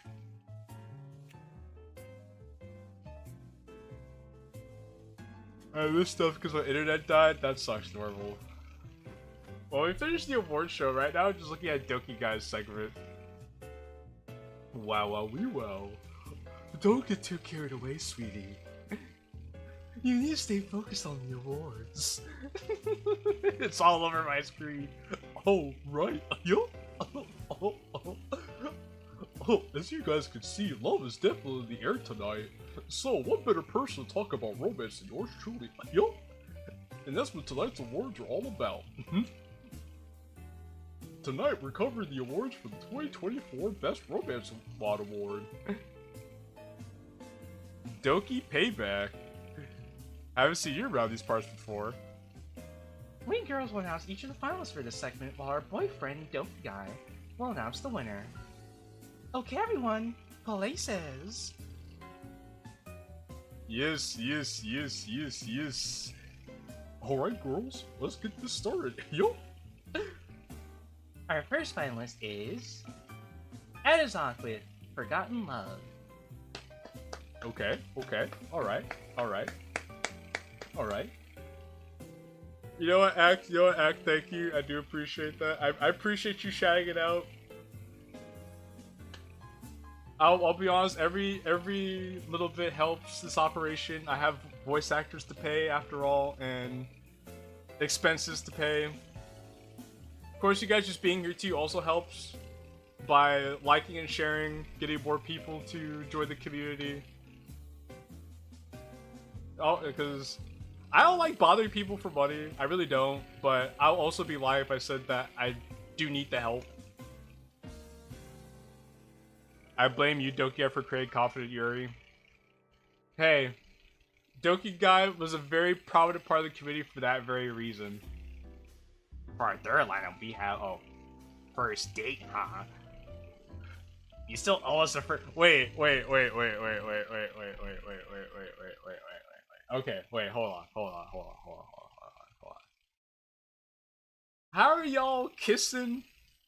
How are y'all kissing and touching and pet naming each other? But y'all haven't went on a date yet. You can't be kissing and touching and doing all this stuff, but you didn't go on a date? Not one? That's crazy, bro. That's a little bit insane. I'm working on it, hon. Yo. A little crazy, I'll do my best. For entry number 4, we have Team Relations with Foreign Relations. I find it rather interesting how the MC is a transfer student visiting the girls in Japan. You know who else had a mod where the MC was a transfer student visiting the girls in Japan? Doki Blue Seas. Which came out first, mind you. Blue Seas came out first. But people know Foreign Relations more. Which, to be fair, Foreign Relations had a better marketing campaign than Blue Seas did. Which just goes to show everybody, people can't play a mod that they don't know exists. So if you're gonna take the time to make something, take as much time to market it as well. So people can know about it and actually play it. Marketing campaigns are very important.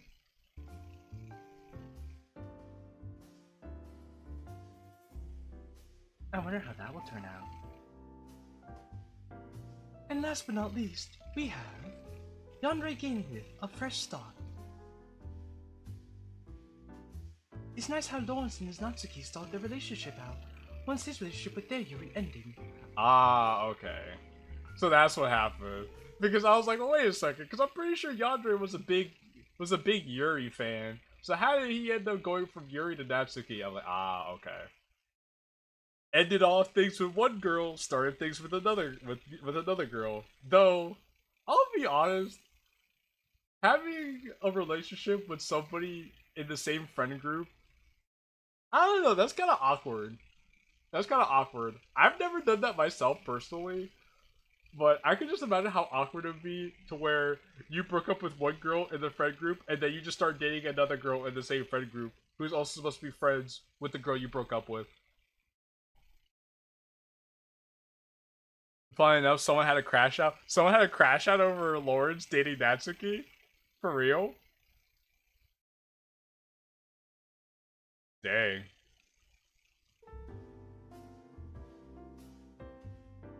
I wish them nothing but the best in life.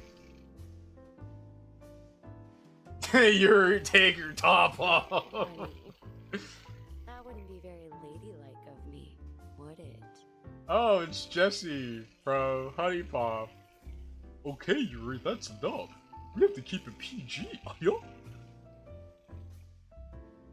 Oh, someone crashed out for not winning anything despite being nominated. Oh, I mean, being nominated doesn't guarantee that you won. It just means at least enough people appreciated your stuff enough to consider you for winning an award. Lord knows I was nominated for a lot of things and didn't win it.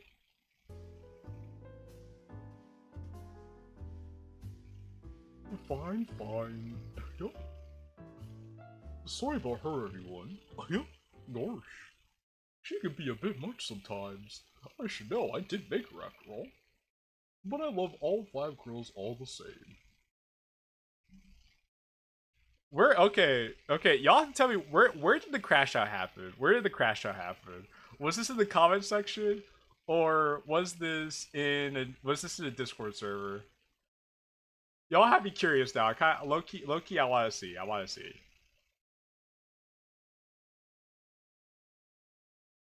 Time to announce the winner. I open up the envelope and take out the paper containing the name of the winner. And now, The winner is... Drum roll, please! Okay, I still don't understand. How is 4 Relations the best romance mod? I remember playing it.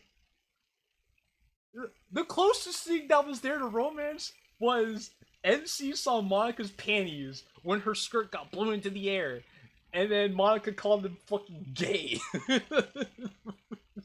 Which was completely out of left field for a project like that, mind you. I did not see that coming. Oh, the Doki Awards Discord server? They since left the server. Wow, interesting. Okay, I'll have to go check that out then.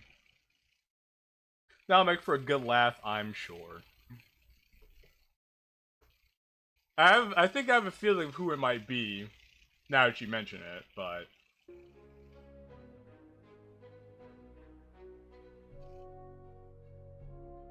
There was used some chemistry between Monika and MC.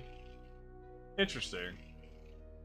You've done a wonderful job with this mod. I'm looking forward to the how the upcoming acts will turn out. Fair enough, fair enough. Not a hater. That we, the Doki Guy Dokis, want to wish you the best of luck in the 2024 Doki Awards. You'll laugh a lot. Looking forward to it. I'm looking forward to it. Okay, so okay, you know what, Doki Guy, good job to you. Good job to you. This was a nice little award segment. Not super duper long, but still had enough personality in there to make it feel like yourself. This was the kind of thing that we missed from the award show this year. There's one more thing I do want to see before calling it here. The Irish Bandit. The DDLC. Here we go.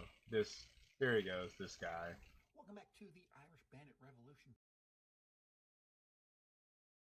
Okay, here we go. A 30-minute video? Hold on. Alright, let me see. Alright, hold on.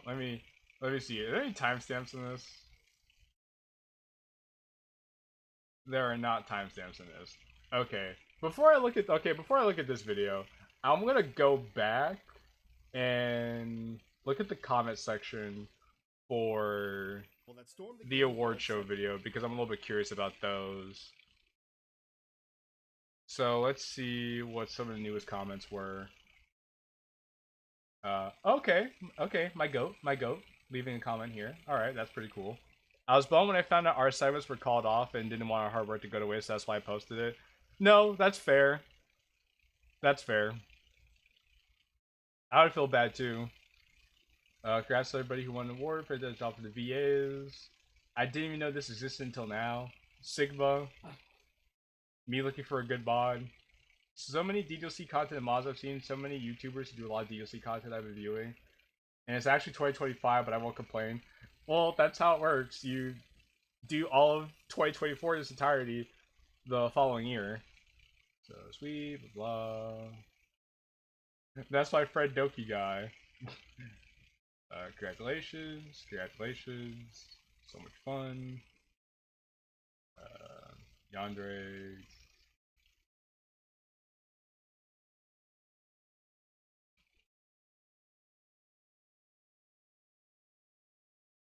Okay. This is the biggest surprise I got today. Yeah. This is a small complaint. There shouldn't be a forum for 2025 because 2025 isn't even over yet.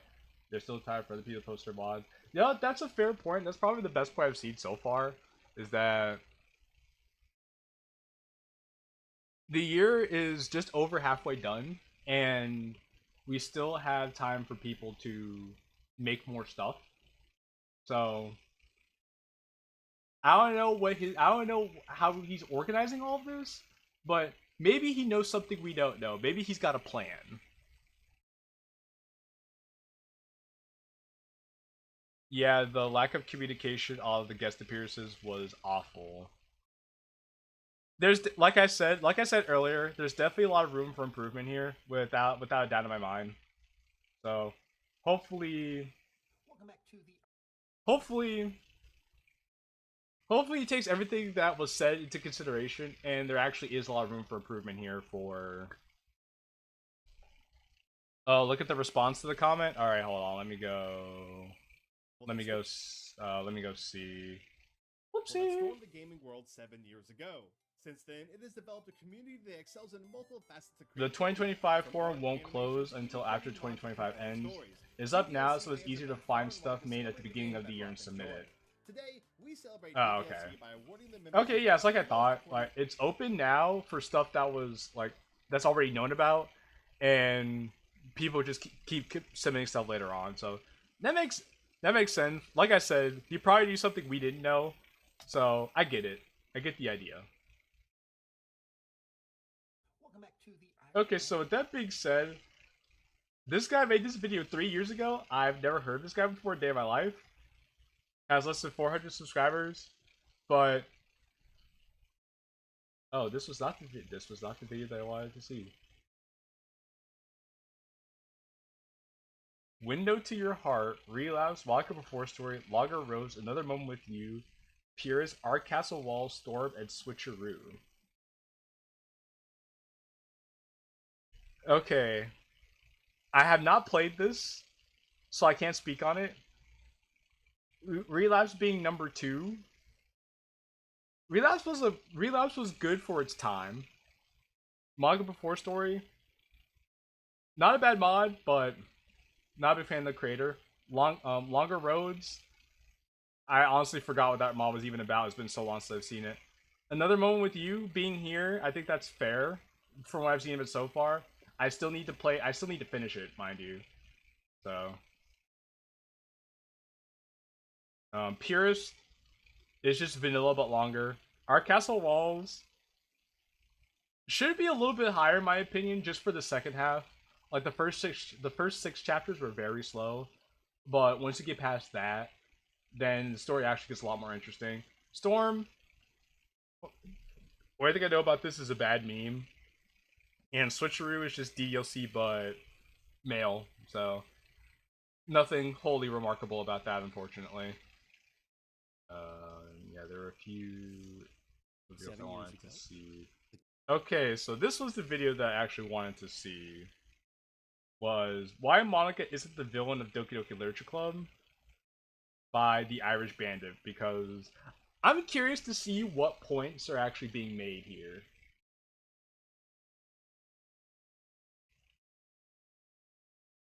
And then this other video seems interesting too. Doki Literature Club 8 years later. The show could have been better. Well, it's his first ever award show. That's why I'm not going to give it too much flack. That's why I just said, hey, there's a lot of room for improvement. So, I'm curious to see. I'll check this one out. See if it's a good video or not. The game was released on Steam that would forever change the course of psychological horror games. Okay.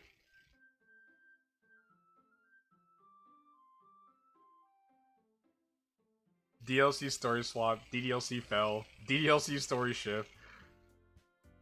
Yeah, that's why it's like a lot of those were older mods, and a lot of the older mods are only good because one, they're a product of their time, or two, they were very limited on what, well, when I say limited, they didn't stray far from the formula of what DDLC actually was, so. Literature Club, created by Dan Salvato, shocked and captivated players with its unexpected twists and deep psychological elements. Today, okay, so I want to dive into the fascinating and often controversial topic, why Monika from Doki Literature Club is not the villain she's often made out to be. Okay. Now, full disclosure, Monika is my favorite character. But before you dismiss my arguments as biased, let me assure you that I love all the characters in this game for different reasons, and I aim to present a fair and balanced perspective. So, let's get started. Okay. Before we begin, let's have a look at the 4 main characters in the game, starting with our childhood best friend.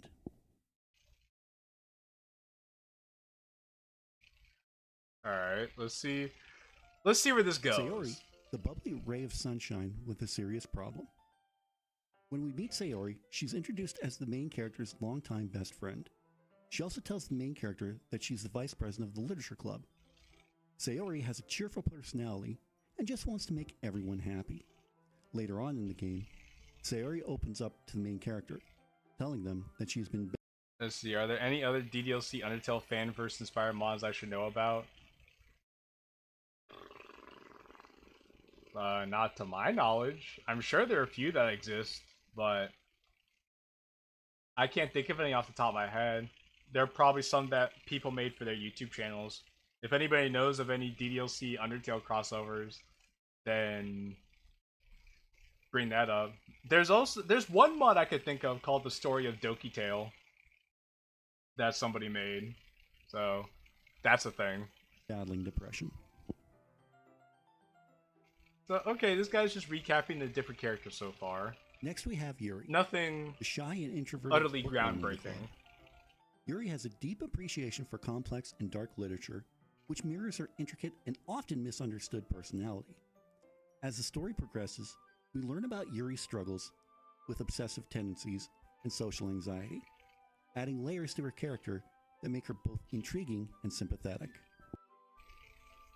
You know, I remember having this conversation with Xavier about Yuri, and that about Yuri being socially anxious, and we were talking about how, what if Yuri isn't really socially anxious? She's just very careful about letting people know who she truly is, because once people find out that Yuri's actually kind of a freak, then they're less likely to actually want to be her friend or actually engage with her. Because Yuri, when she's around people she knows, is totally different from anyone else. And also what's very interesting is that Yuri, if Yuri is socially anxious, she should technically be very anxious around people that she doesn't know. But when the MC came into the club for the first time, instead of her being very weary toward the main character, she actually was very open to the main character right away, in the sense that she was very nice and presentable to the main character. I think even on the second day, she went out of her way to buy a book for the main character to read. Which, if you think if somebody was very socially anxious, they would have a hard time doing that kind of thing for somebody that they have a hard time doing that kind of thing for somebody they just met. If anything, the only time Yuri really felt some type of way about that was when Sayori blabbed her mouth to talk about Yuri getting the book for MC. And Yuri was upset because, not because she was shy necessarily, but because she was afraid of what MC would think about her for doing something so personal so early on. Yeah, I was like, she developed a crush on him or something. Exactly. So, for somebody who's socially anxious to go from, like, being weary of strangers to opening up to somebody that fast, to then, I think the next day, Yuri sits side by side with MC to read books, like, literally shoulder to shoulder to read a book together. Like, this is, like, because, think about it, MC's still a perfect stranger to Yuri. They've only known each other for about, like, 2-3 days. That's not a lot of time to open up to somebody if you're really socially anxious. So, for the fact that Yuri went from knowing this complete stranger to sitting side by side with this guy, to, I forget if this was Act 1 or Act 2. I'm pretty sure MC feeding chocolate to Yuri was Act 2. But if it happened in Act 1, then that's even more telling, to be honest with you. That, I don't know, I think we all got Yuri's social anxiety wrong. And I would definitely love to make a video going more into that too. Again, I have a video about Sayori that I plan on making. About what people get wrong about her. I think I would make a video about what people get wrong about Yuri as well. Then there's Natsuki, the feisty and passionate manga enthusiast. Natsuki's tough exterior and tsundere behavior often mask her vulnerability. She's fiercely independent and has a softer side that she shows through her love of baking and her manga collection. Natsuki's strained relationship with her father adds a depth to her character and explains much of her defensive attitude. I disagree with one thing. The explanation in detail alone contradicts how fans see Yuri. It also took me a long time to realize that's the point. That's the whole point of these conversations. The longer you actually sit and think about these things, the more your eyes open up. But nobody really talks about this, which is why I think it'd be very interesting if I actually sat down and did a very intricate analysis on these different characters and why these things happen the way that they do. For Natsuki, I disagree with one thing where he said that Natsuki's an independent character. Wrong. I don't think she's that independent at all. And the main evidence I have for that is two things. One, her presence in the club, and two, the fact that she has no friends. That's why I relate to Yuri as well. I'm actually kind of a quiet and reserved like her, but open up more once I get used to somebody. But that's the thing. I think Yuri's quiet, but she's quiet because she doesn't want people to know the real her.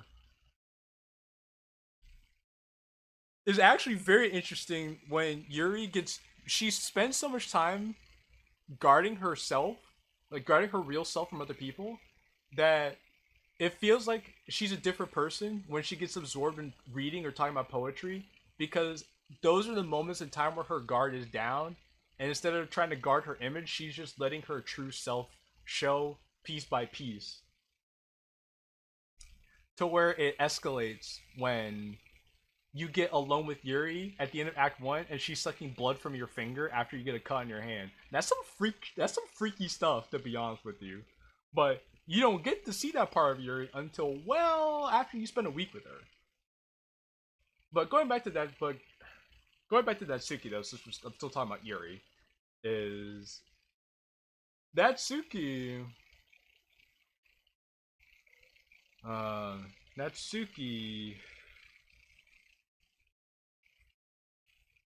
Her essence is still very interconnected with the presence of the club, because she finds safety and security being around other people that she can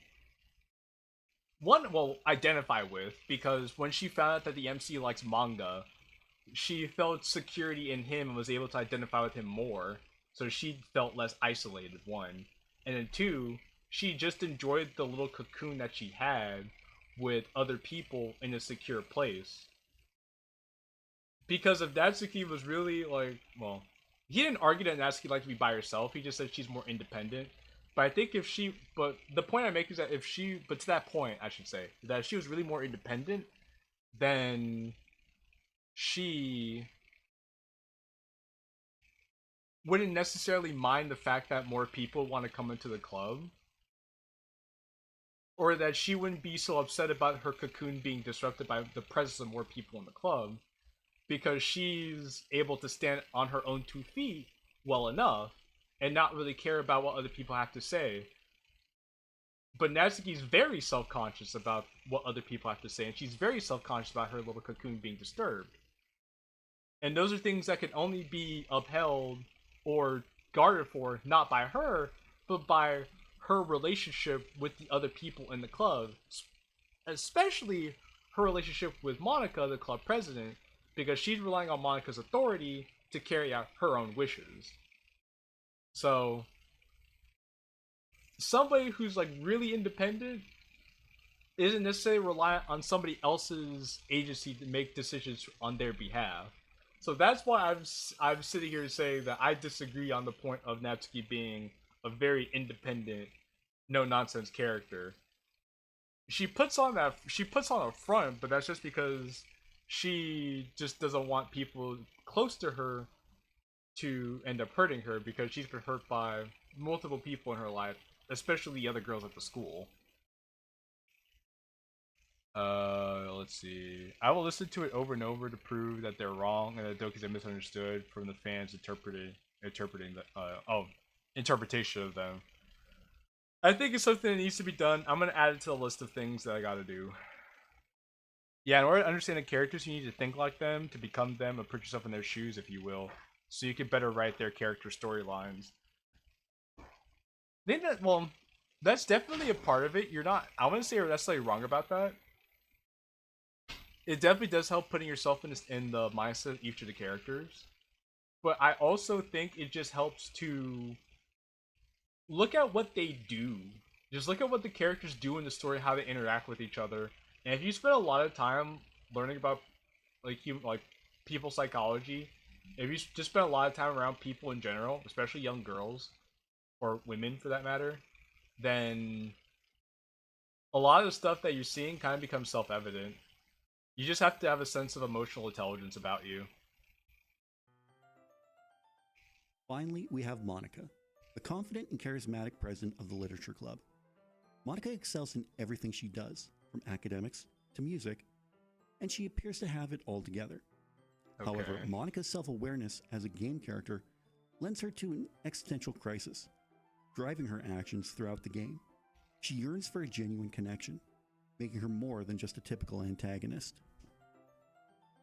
Now, to address my personal bias, while I love all the characters in Doki Doki Literature Club for different reasons, my admiration for Monika's complex personality and her existential struggles place her at the top of my list. Much like in Final Fantasy VII, where I love both Aerith and Tifa, but have a special affinity for Aerith, I feel a deeper connection to Monika.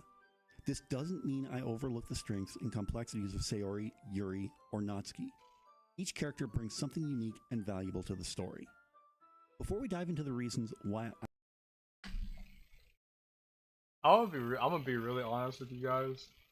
I'll be really honest. Okay.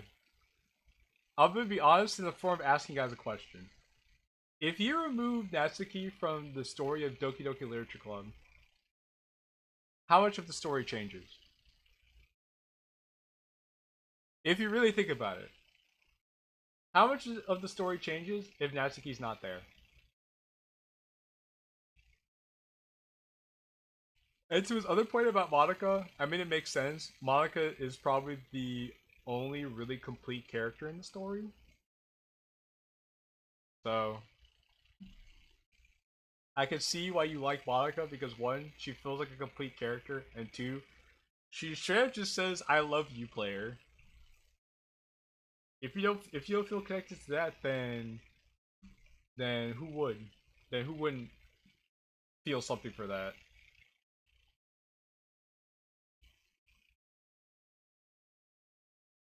I think about 30% changes. Even though I changed the characters from my mods, I still try to keep them as close to the original as possible, with some life problems or emotions along the way.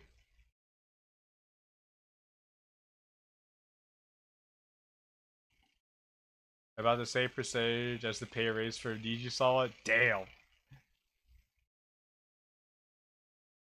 I feel like Natsuki has more impact than people think, and less than some others think. Like, Natsuki has some... okay, Natsuki has some impact in the sense that...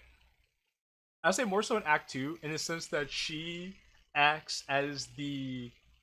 She kind of acts as the audience insert for something's not right here.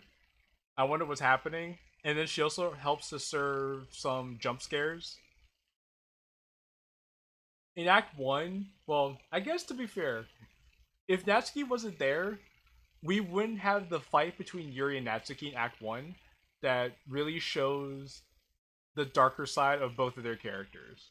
Because Natsuki's foil to Yuri helps show some of Yuri's, like, worst impulses. So that's fair. That's fair. Because I don't think any of the other characters would have ticked Yuri off the same way that Natsuki did. So, in terms of like a character-to-character interaction, Natsuki is pretty important. But from a story, like a narrative weight, if you really think about it, Natsuki has the lowest narrative weight out of all the characters in the story. If you really think about it. Because her presence is felt the least, and her narrative weight in the sense, by that I mean like the thing she contributes to the overall narrative of the story is quite minimal compared to the other girls. Like Sayori and Monika have a lot of narrative weight. Yuri's narrative weight drastically picks up in Act 2. Whereas Natsuki, her narrative weight is a lot less in Act 2 than it is in Act 1, which is saying a lot.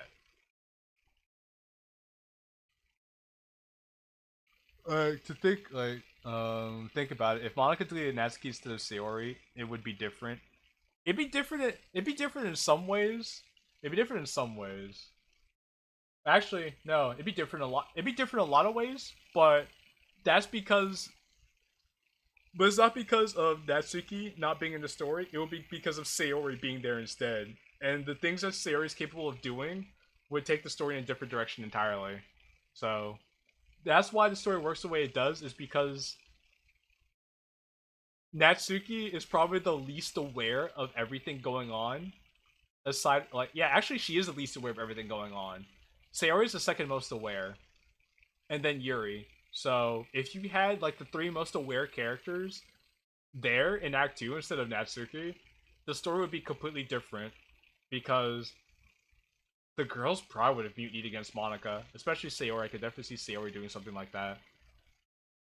With Sayori being out of the picture, Monika had a bit of an easier time since we saw as Act 2 progressed. So, that's why I would say to your point, Gabriel, that you're right, but for a different reason. I don't believe Monika is the villain. I want to make it clear that while I don't condone the things she did during the course of the game, I don't believe any of what she did made her a villain. On a side note, while I can appreciate Neat Wants to Battle song Manipulate... Okay. I really need him to cook here. I'm gonna be honest, I still find it funny I convinced you to do the Yuri voice to say goodnight to me. Hey. For the fans, bros, for the fans. Plus I love doing some voice acting, so why not? But I really need Blood to cook here. After he said, I don't think Monika's a villain after doing the things that she did. I really need him to cook for me. From a songwriting and production standpoint, I don't feel it accurately portrays Monika's character. Additionally, I take umbrage with the fact that Monika was featured on the cover of his album What You Want, along with actual villains like Bendy from Bendy and the Ink Machine, Freddy Fazbear and Springtrap from the Five Nights at Freddy's franchise, and Mr. Peterson from Hello Neighbor. Monika's actions, while flawed, stem from a place of desperation and existential angst, not malice or villainy. With that context in mind, let's explore why Monika is often misunderstood and why she's not the villain of Doki Doki Literature Club. Okay. One of the most fascinating aspects of Monika's character is her self-awareness. Unlike the other characters in Doki Doki Literature Club, Monika becomes acutely aware that she is a character in a video game. This revelation is not just a quirky plot twist. It fundamentally alters her perception of reality and her interactions with the other characters and the player. Monika's awareness of her existence as a game character leads her to an existential crisis. She realizes that her world is artificial, her friends are not real, and her feelings and actions are dictated by a script. This knowledge is both empowering and terrifying for her. On one hand, it gives her control over the game's environment, allowing her to manipulate files and change the game's narrative. On the other hand, it isolates her, as she cannot interact with anyone on a genuine level except for the player. Monika's love for the player stems from this self-awareness. She sees the player as the only real entity in her world. This is basically DDLC Deadpool. Outside the constraints of the game. Her actions, though extreme, are driven by a desperate desire to connect with the player. She manipulates the game and the other characters to create situations where the player can only focus on her. This is not out of malice, but out of a longing for a genuine connection in a world where everything else is fake. Furthermore... Okay.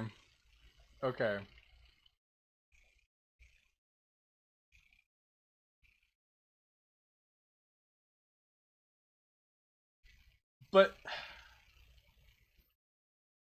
consider the following. Consider the following. Monika manipulated things because her end goal was to get access to the player. The game prevented her from having access to the player. So, and because Monika was jealous of the fact that the other girls got access to the player and not her, and that the other girls, and that the player chose to be with the other girls instead of her, Monika took matters into her own hands to stack the deck in her favor. And by that, she, out of envy and a desire to be with the player, so out of her own envy and admittedly a bit of her own selfishness, she chose to manipulate the other girls into pushing them to do bad things to themselves, just so she, one, could look more desirable than the other girls, and two, take them out of the picture as competition so that she could get with the main character. Now, the question here would be if you consider acting out of envy and jealousy to be malice or not. If you don't consider that to be malice, then you agree with his point wholeheartedly. However, if you come to the conclusion that Monika acting in her own self-interest out of envy and selfishness to push the other girls into offing themselves as a form of malice, then his point doesn't really hold that much water here, to be honest with you. Still, even though I don't like what Monika did, I can understand why she did what she did out of desperation to get in touch with someone from the real world. She didn't do it all out of malice, but out of desperation. Sometimes one is willing to do what it takes when they have nothing left to lose. I mean, they're not real, they're just NPCs, but still ain't right. I understand what she did and why, however, there's a way to go about it that doesn't involve ruining everything. Okay, so you all say that her acting out of envy, desperation, and selfishness is not acting in malice. But you know what? Fair enough. I actually don't think Monika is an evil character. Believe it or not. I don't think she's an evil character. I think her actions could be considered evil. But fundamentally speaking, I don't think Monika's an evil character. Monika's self-awareness brings a unique layer of meta-commentary to the game. It challenges the player to think about the nature of the video game characters and the relationships we form with them. Monika's actions force us to confront the boundaries between fiction and reality, and the ethical implications of creating and controlling virtual lives. By understanding Monika's awareness of her existence within a video game, we can see that her actions, while extreme and morally questionable, are driven by her unique circumstances and her quest for genuine connection. This awareness adds a depth to her character that makes her more than just a typical villain. It makes her a tragic figure caught in a situation beyond her control.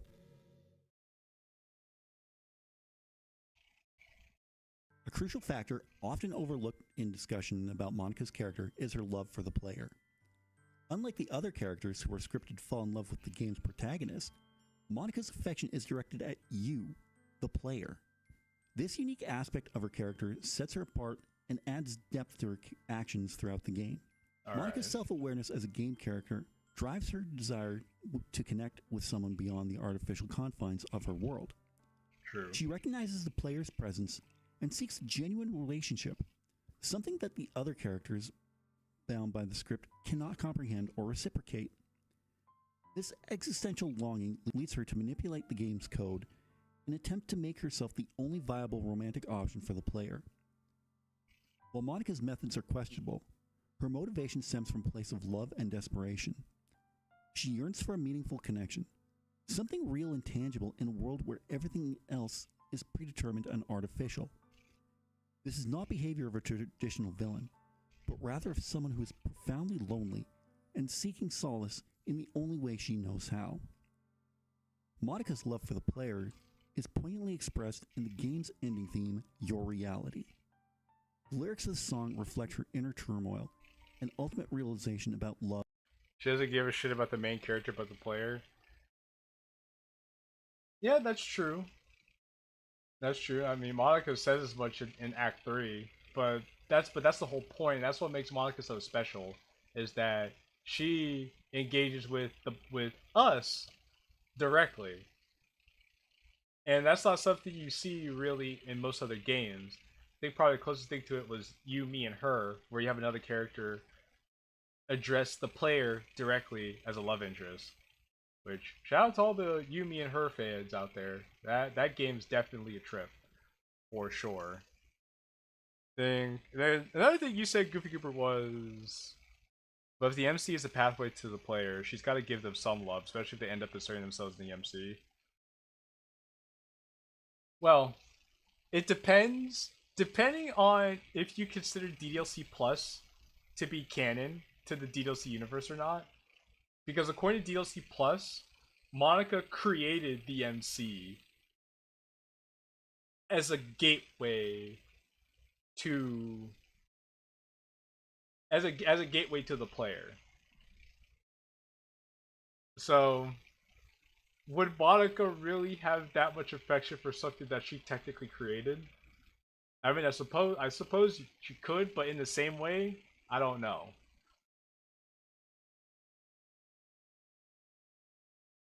Did that pop through on your mic? Have the mic record your audio from the side of your face. Yeah, because you could definitely hear all the plosives coming from dude's microphone. Let's see. Yeah, I know, but like the other girls wanted to be with MC but Monika wanted to be the player. Like Slayer Stick. Yeah. I think another thing you pointed out too was that you said the girls were NPCs, and I don't know if I fully agree with that. At least for Sayori's Sayori. Sayori's probably the least NPC character out of them all, aside from Monika, that is. I don't know why specifically, but I don't know, I just think there's a little bit more to them than just being NPCs, especially for the fact that they're able to react to the changes that are going on in the world around them. Regular NPCs wouldn't necessarily be able to do that. Love and freedom. Two lines in particular stand out. Is it love if I take you, or is it love if I set you free? In your reality, if I don't know how to love you, I'll let you be. These lines highlight... Typo. We love typos, don't we, reality, chat? If I don't know how to love you, I'll let you be. Editing videos is hard. These lines highlight Monika's internal conflict and her willingness to let the player go if it means their happiness. She questions whether her actions are truly motivated by love if they result in taking away the player's freedom. Ultimately, she concludes that real love means letting go, even if it breaks her heart. We'll touch on that more in a later segment. Monika's decision to delete herself from the game is the ultimate act of love and selflessness. She understands that her presence and actions are causing harm, and she chooses to sacrifice her own desires for the player's well-being. But here's the issue. This only comes about after the player rejects Monika. It would be one thing if Monika came to this conclusion on her own and said, you know what, my fault, gang. I'm sorry that I ruined everything, and I'm sorry that I ruined the experience that you came here to have. I just wanted a chance to feel some love because I was feeling left out. It would be one thing if Monika did that by herself, but Monika only had that about face after we took her character file and threw it in the trash, and after she was like, damn, you hate me. I hate you for killing me. How could you do this to me after everything I've done for you, after getting rid of all my friends? This is what you do to me. I can't stand the sight of you. After Monika did all of that, then she says, I'll leave you alone. I'll give you back what you wanted. It seems not out of selflessness, but out of self-resignation. Monika just kind of checked out after that. If anything, you could argue her being selfless for what she did with Sayori in Act 4, but even then, wee bit of a different story. This act of redemption. Plus, she somehow came back after a character file being deleted. It makes me, it makes me wonder that what if the character file isn't their essence, but the character file is what allows them to manifest themselves within the world, right? Because it seems like the character file serves as like their body, but their spirit, their essence, if you will, is still within like the realm of the game. That's the way I'm thinking about it now, actually.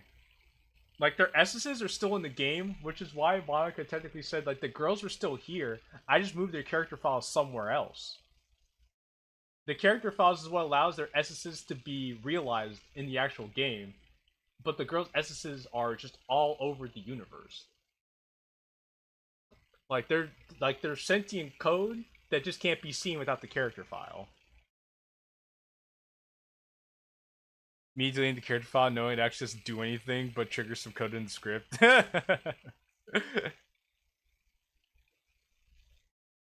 Dude probably got all of his citations from that one post by Go to Fuck Reddit and made this video off of that goofy all post. And self-awareness reinforces the idea that Monika is not a villain, but a tragic character caught in an existential crisis. Empathy towards Sayori, Yuri, and Natsuki. Monika's actions impact all the characters in Doki Doki Literature Club. It's important to understand her perspective and the context of her actions. Okay. Sayori, Yuri, and Natsuki each have their own struggles and ultimately face tragic fates.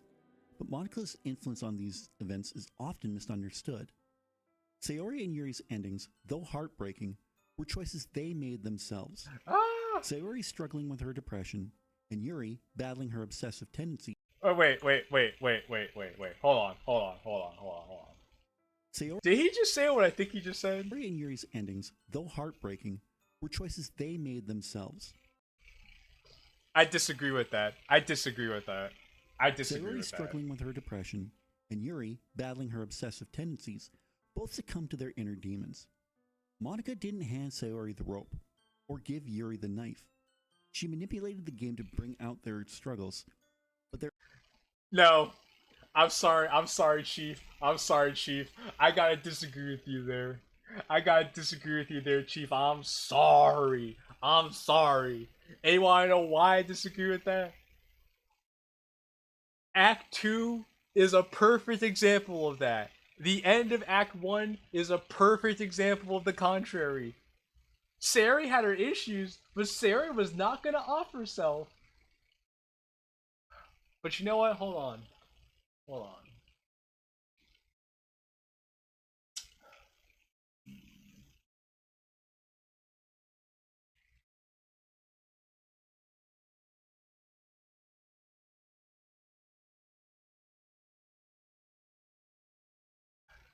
You know what? Sayori has a lot of things in DDLC. She has a lot of problems. But I do not think Sayori would have done what she did at the end of Act 1 if it was not for what Monika did. And Monika even admitted to that. Monika said that all I did was just give Sayori a little push by changing her character files to make her even sadder. Sayori, I don't think Sayori actually was gonna go through with it. And you wanna know why I say that too? Is because Monika even admitted that Sayori fought to stay alive. So what I think is that Monika manipulated Sayori's character file to push her to that point, so that when Sayori's neck was in the rope, she probably reverted it back And then Sayori's like, oh shoot, what am I doing? I actually don't want to be in this situation. But it's too late. It was too late then for her. And the same thing with Yuri. Yuri got pushed. Monika pushed Yuri closer and closer and closer to the brink. To where Yuri took the knife and took her life out of it. Now he's pulling the, oh well, Monika didn't stab Yuri, or Monika didn't put the rope around Sayori's neck, so Monika's innocent. Now I gotta disagree with you there, homeboy. That's not how this works. Because by that logic, you can hire a hitman to take somebody out for you and say, oh well, I didn't do anything. The hitman did that, so I was a good boy. I was innocent. There no blood on my hands because my hands are clean. I did no killings, master. So you can say that, but you hired the hitman, so there's still blood on your hands, even though you were the one who did the deed. This is still the same case here. Monika may not have been the one to take Yuri and Sayori out, but she was the one who influenced them to do what they did. So you can't get away with that, my friend. I'm sorry, you can't get away with that. That's not a good defense here. You're not fooling me. Their actions were ultimately their own. This isn't to excuse Monika's behavior, but to highlight that she wasn't directly responsible for their decisions. Some might argue that this is akin to victim blaming, but it underscores the complexity of Monika's influence versus direct causation. Natsuki's fate, on the other hand, is where Monika's actions show a potential hint of malice. Monika outright deletes Natsuki, which is a far more direct and severe action compared to the manipulations she employs with Sayori and Yuri. This deletion seems almost cruel, especially considering Natsuki's already tough circumstances. However, it's critical to remember that Monika's primary goal was to eliminate obstacles to her connecting with the player, not to cause unnecessary suffering. And that first of all too, deleting a character from the game is painful. Because when we deleted Monika from the game, she talked about how much excruciating pain she was in. So, what you think about, when she deleted Natsuki, she basically subjected Natsuki to excruciating agony for all eternity, for as far as we're concerned. And his defense here was, oh well, she wasn't trying to cause undue harm. She was just trying to remove obstacles. So she removed obstacles by pushing her vice president to end her life, pushing another member of the club to end her life, and then by causing the last member excruciating agony until the end of time, just so she could have a straight path to the player. I don't know. You say that her goal was to not cause undue harm. It was just to remove roadblocks. But the way she chose to remove those roadblocks was by causing undue harm to the other players involved. Didn't Monika say that she didn't intend for them to die? I believe, you know what? I believe she did say that. However, I believe she did say it in Act 3, but the issue is, clearly, what she intended and what actually happened are two different things. One, and two, Monika was not upset at all that they all died. And I think that was very telling. That Monika didn't care at all that all the girls were gone. Because she got what she wanted at the end of the day. Now granted, you can argue that, oh, well, they're NPCs, they don't matter, and that's why she's upset about it. But they were still her friends. They were still people that she was with for at least a week, if not longer than that.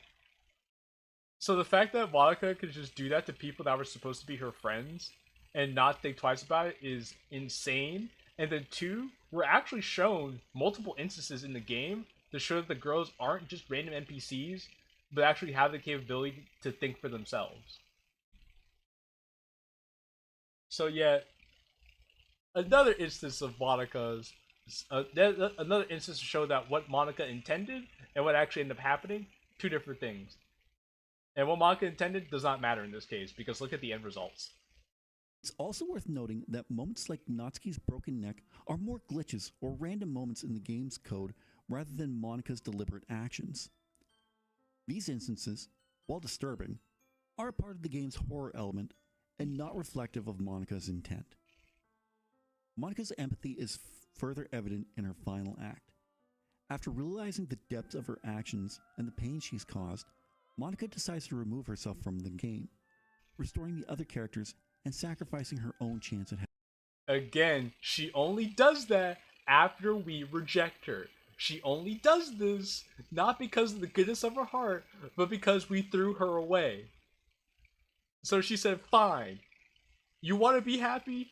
I'll let you be happy without me. I'll go away and give you what you want, since you don't want me.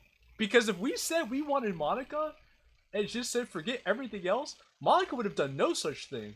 We would have been in the space class with her forever and ever till the end of time. Basically, we would have Monika after story. Happiness. This act of self-awareness and recompense shows that Monika is capable of understanding and feeling remorse, further complicating her role as a villain. Empathy for Monika, oh boy. To fully understand Monika's actions and motivations, it's essential to view her character with empathy. Monika's self-awareness as a game character thrusts her into an existential crisis that none of the other characters experience.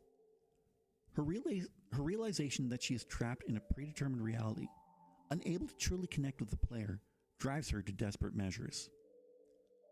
Monika's existential plight is heartbreaking.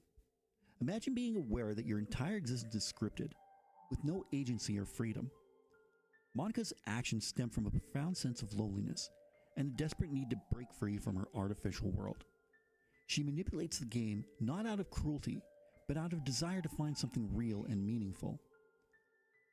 Monika's journey is marked by a deep longing for authenticity. Her attempts to connect with the player are driven by the hope of finding genuine love and companionship. This desire for a real connection is something we can all relate to, making Monika's plight all the more poignant. She's not a villain, but a character struggling with the constraints of her existence and searching for a way out. Moreover, Monika's final act of deleting herself from the game is a powerful moment of self-sacrifice. She realizes she didn't delete herself from the game. Actually, she couldn't delete herself from the game, because she was still around the scenes in Act 4 when Sayori became president. So she technically never left. She was just lurking, basically. But to this guy's credit, we all agree to came to the same conclusion that Monika is the antagonist of the story, but she's not the villain. Because her actions, well, her philosophy wasn't inherently evil, or her motives weren't inherently evil. But her actions were definitely evil at worst, or very morally dubious at best.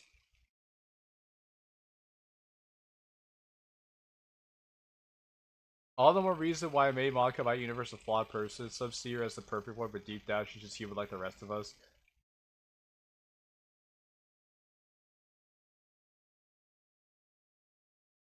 We're only at the 12 wave mark of this Doki Awards winning bid. I don't think this didn't win an award. This was just nominated. This is the pain her actions have caused. This was nominated for best use of Monika, of all things. Well, one was foreign relations. And chooses to erase herself to restore the other characters and bring peace to the game. But my question is, how did Blood make a 31-minute video about this? I feel like the video could be over now, to be honest with you. Active redemption highlights her capacity for empathy welcome back, and self-awareness, qualities that are rarely found in true villains. Monika's situation invites us to reflect on themes of free will, the nature of reality, and the human need for connection. By empathizing with Monika, we can see that her actions, while flawed, are driven by a relatable and deeply human struggle. The role of the player. Okay. The player's role in Doki Literature Club is a critical aspect of understanding Monika's actions and the game's narrative. Unlike traditional games where players control a character within the game's world, DDLC blurs the lines between the player and the protagonist, making the player's direct involvement a significant element of the story. Monika's awareness of the player's presence is a fundamental part of her character. Unlike the other characters who interact with the player through the lens of their scripted roles, Monika breaks the fourth wall and acknowledges the player as a real person outside the game's universe. This awareness drives her to seek connection with the player, seeing them as the only source of genuine interaction in her otherwise artificial world. The player's interaction with the game influences Monika's actions. Her decision to manipulate the game's code, delete other characters, and ultimately isolate herself with the player stems from her desire to create a meaningful relationship.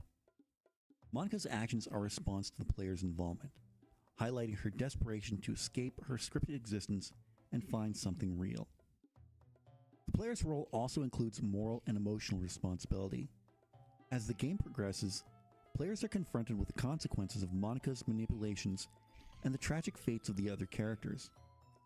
This challenges players to consider their own role in the unfolding events and the impact of their choices in the game's world. Monika's love for the player, as discussed earlier, further emphasizes the unique dynamic between her and the player. Unlike other characters who follow their scripts, Monika's actions are a direct result of her awareness of and interaction with the player. This makes the player's role integral to the story and understanding Monika's motivations. Ultimately, the player's role in Doki Literature Club is not just that of an observer, but an active participant in the narrative. Monika's actions, driven by her awareness and love for the player, highlight the complexities of this dynamic and change traditional notions of villainy and heroism in video games. Okay. Monika's He kind of said Your Reality. He kind of said a whole lot. The... He said a whole lot without really saying anything. To be honest with you, he said a whole lot and said so little, while also kind of repeating himself for the last 15.5 minutes. I honestly don't know what the point of that segment was, but fuck it, we ball, I guess. I feel like he's just repeating stuff he said already, just rewording it. Yeah, I'm getting the same kind of feeling from that too.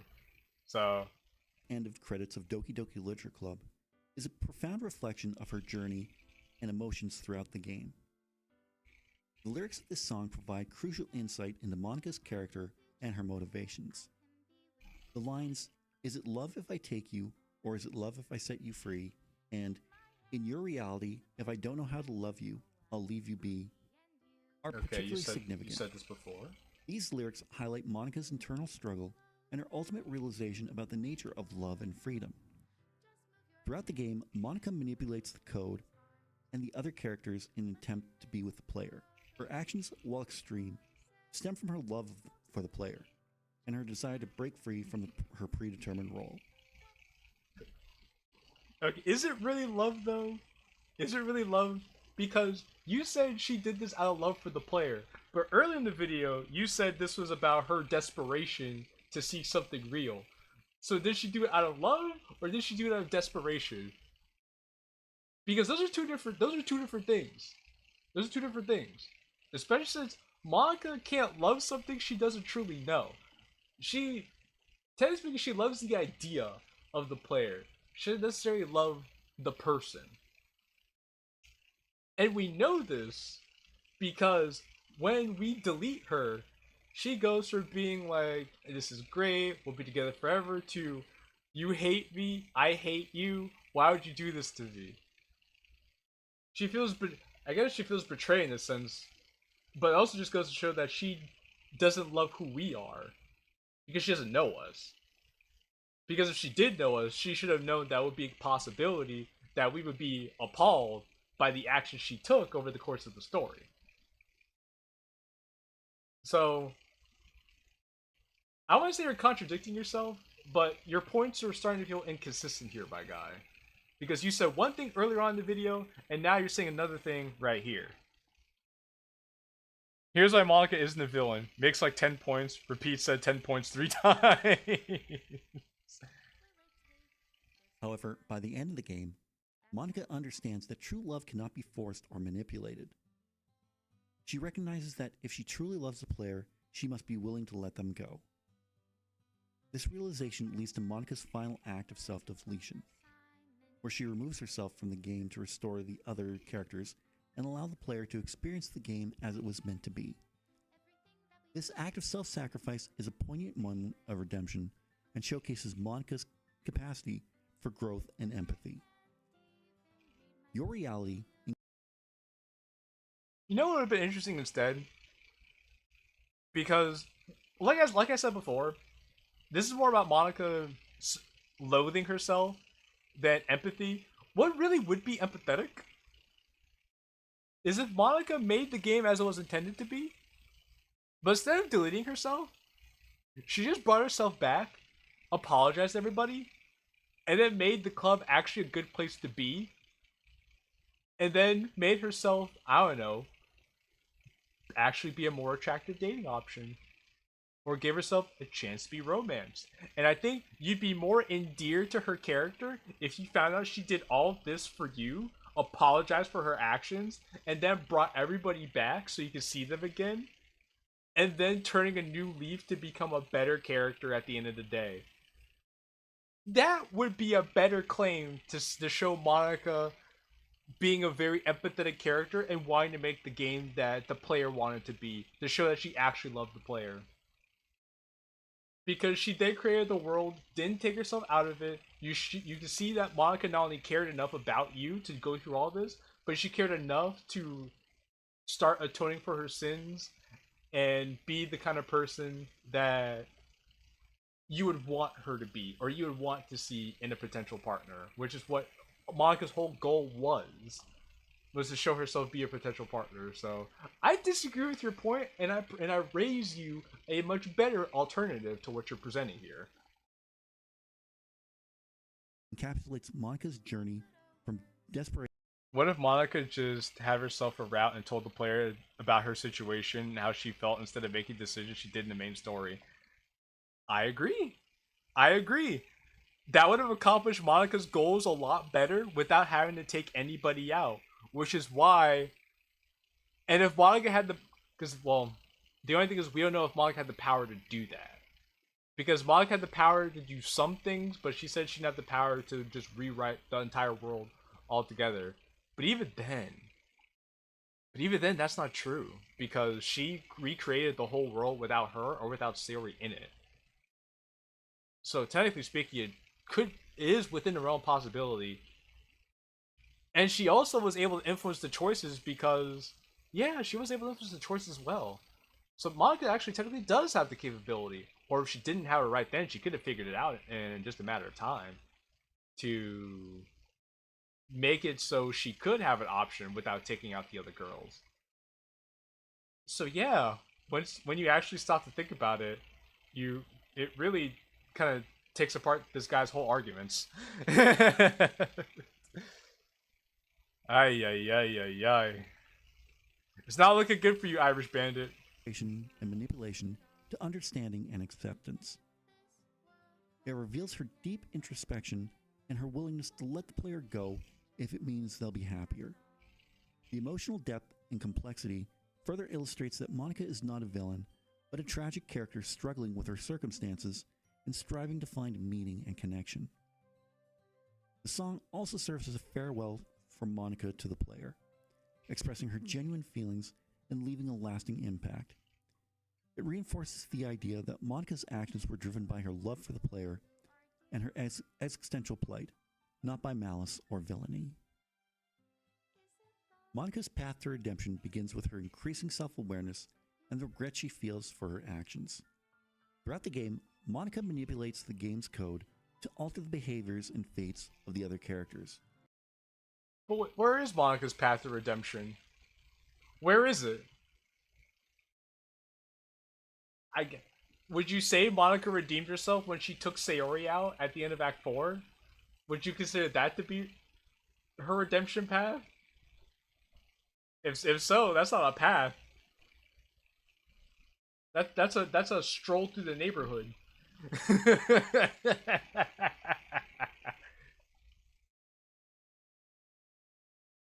Me, when I want to make sure the captain knows, I say yes. Attempt to be closer with the player. However, as she observes the consequences of her manipulations, particularly the tragic outcomes for Sayori, Yuri, and Natsuki, she starts to feel genuine remorse. Her regret is evident in the game's final act, where Monika openly acknowledges the harm she's caused. She admits to the player that her actions were driven by a desperate need for connection and love, but recognizes that these actions were wrong. This moment of self-awareness is crucial, as it marks the beginning of her redemption. By taking responsibility for her actions, Monika demonstrates a level of maturity and self-reflection that sets her apart from typical villains. She backs into a corner, says if you want to be with the other ones, that's fine, and then she comes back and says there's no happiness to be found in a literature club, and then just shuts everything down. Where's the maturity in that? Are you saying it's mature that she decided to end it all because if she can't succeed, nobody can succeed, especially Sayori? Where's the maturity in this? Where is this coming from? I didn't see any of this at the end of the DDLC. Did we play the same video game? Monika's ultimate act of redemption comes when she decides to delete the entire literature club, including herself. This decision is driven by her realization that her presence and manipulations are causing irreparable harm to the other characters and the player. By deleting the club, Monika aims to restore the game's original state and give the other characters a chance to live their scripted lives without her interference. In this climactic moment, Monika tells the player, "I know I messed up." Alright, see you, Doki Guy. Thanks for hanging out with us. Good luck with the chores. Also, I don't know what bro's cooking here, but whatever he's cooking is burnt. I know I was selfish, but I hope you can forgive me. Her words reflect a deep understanding of her mistakes and a sincere desire to make amends. This act of self-deletion is not only a form of penance, but also a gesture of love and selflessness. Monika's willingness to erase herself from the game underscores her growth and her commitment to doing what is right, even at the cost of her own existence. After the game's credits roll, players are treated to a touching message from Monika.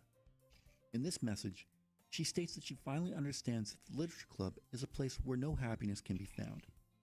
It exposed innocent minds to a horrific reality, one that her world was not designed to comprehend.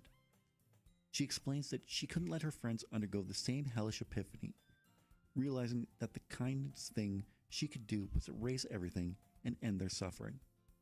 Monika then ends the letter by thanking the player for being a friend to all the club members. These lines. But you know the funny thing is, this own letter contradicts the dude's point about if Monika wanted your love, Final Destination Fox only no items was right there.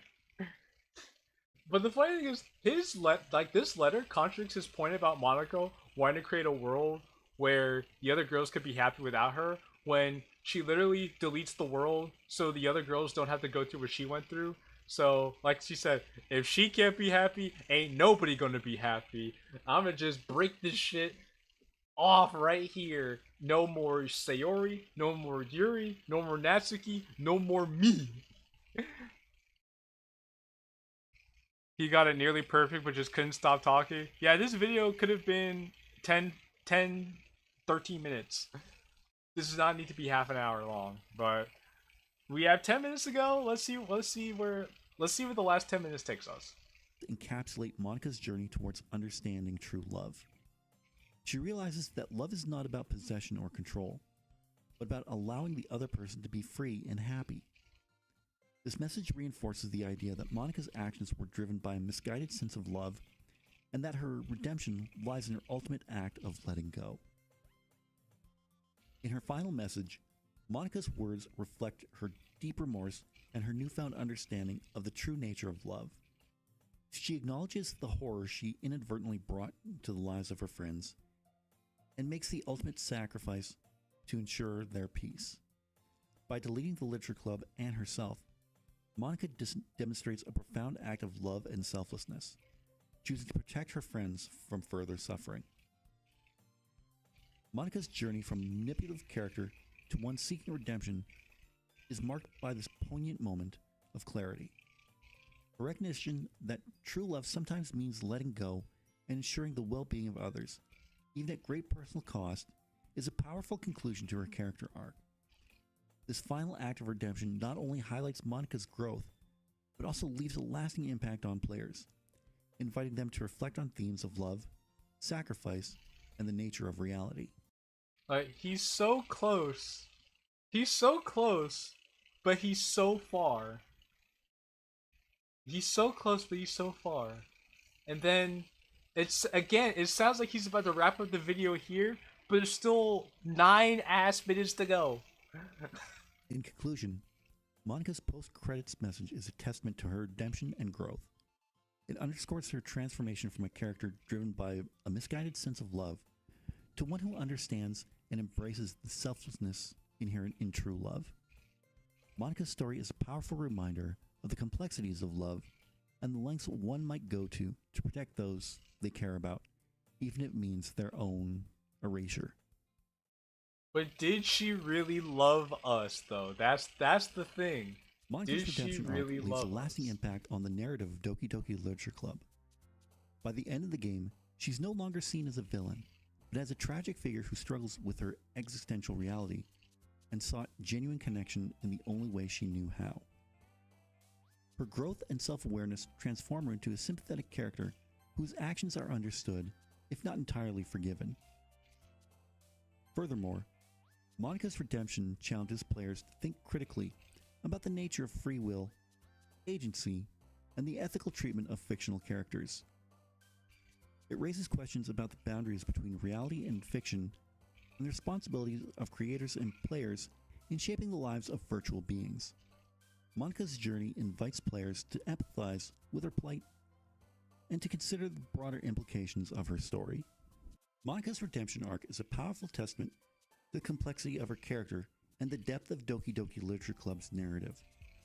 I will say they empathized with Monika so much that they made a whole mod where you could just sit down and talk with her forever, dress her in all kind of different outfits, play all different kind of games with her, talk about life. People have been empathizing the heck out of Monika lately. Her journey from manipulation and control to self-awareness and self-sacrifice highlights her growth and ultimately redefines her role in the game. By understanding Monika's redemption, players can appreciate the nuanced storytelling and the profound themes that make Doki Doki Literature Club a standout experience in a world of psychological horror games.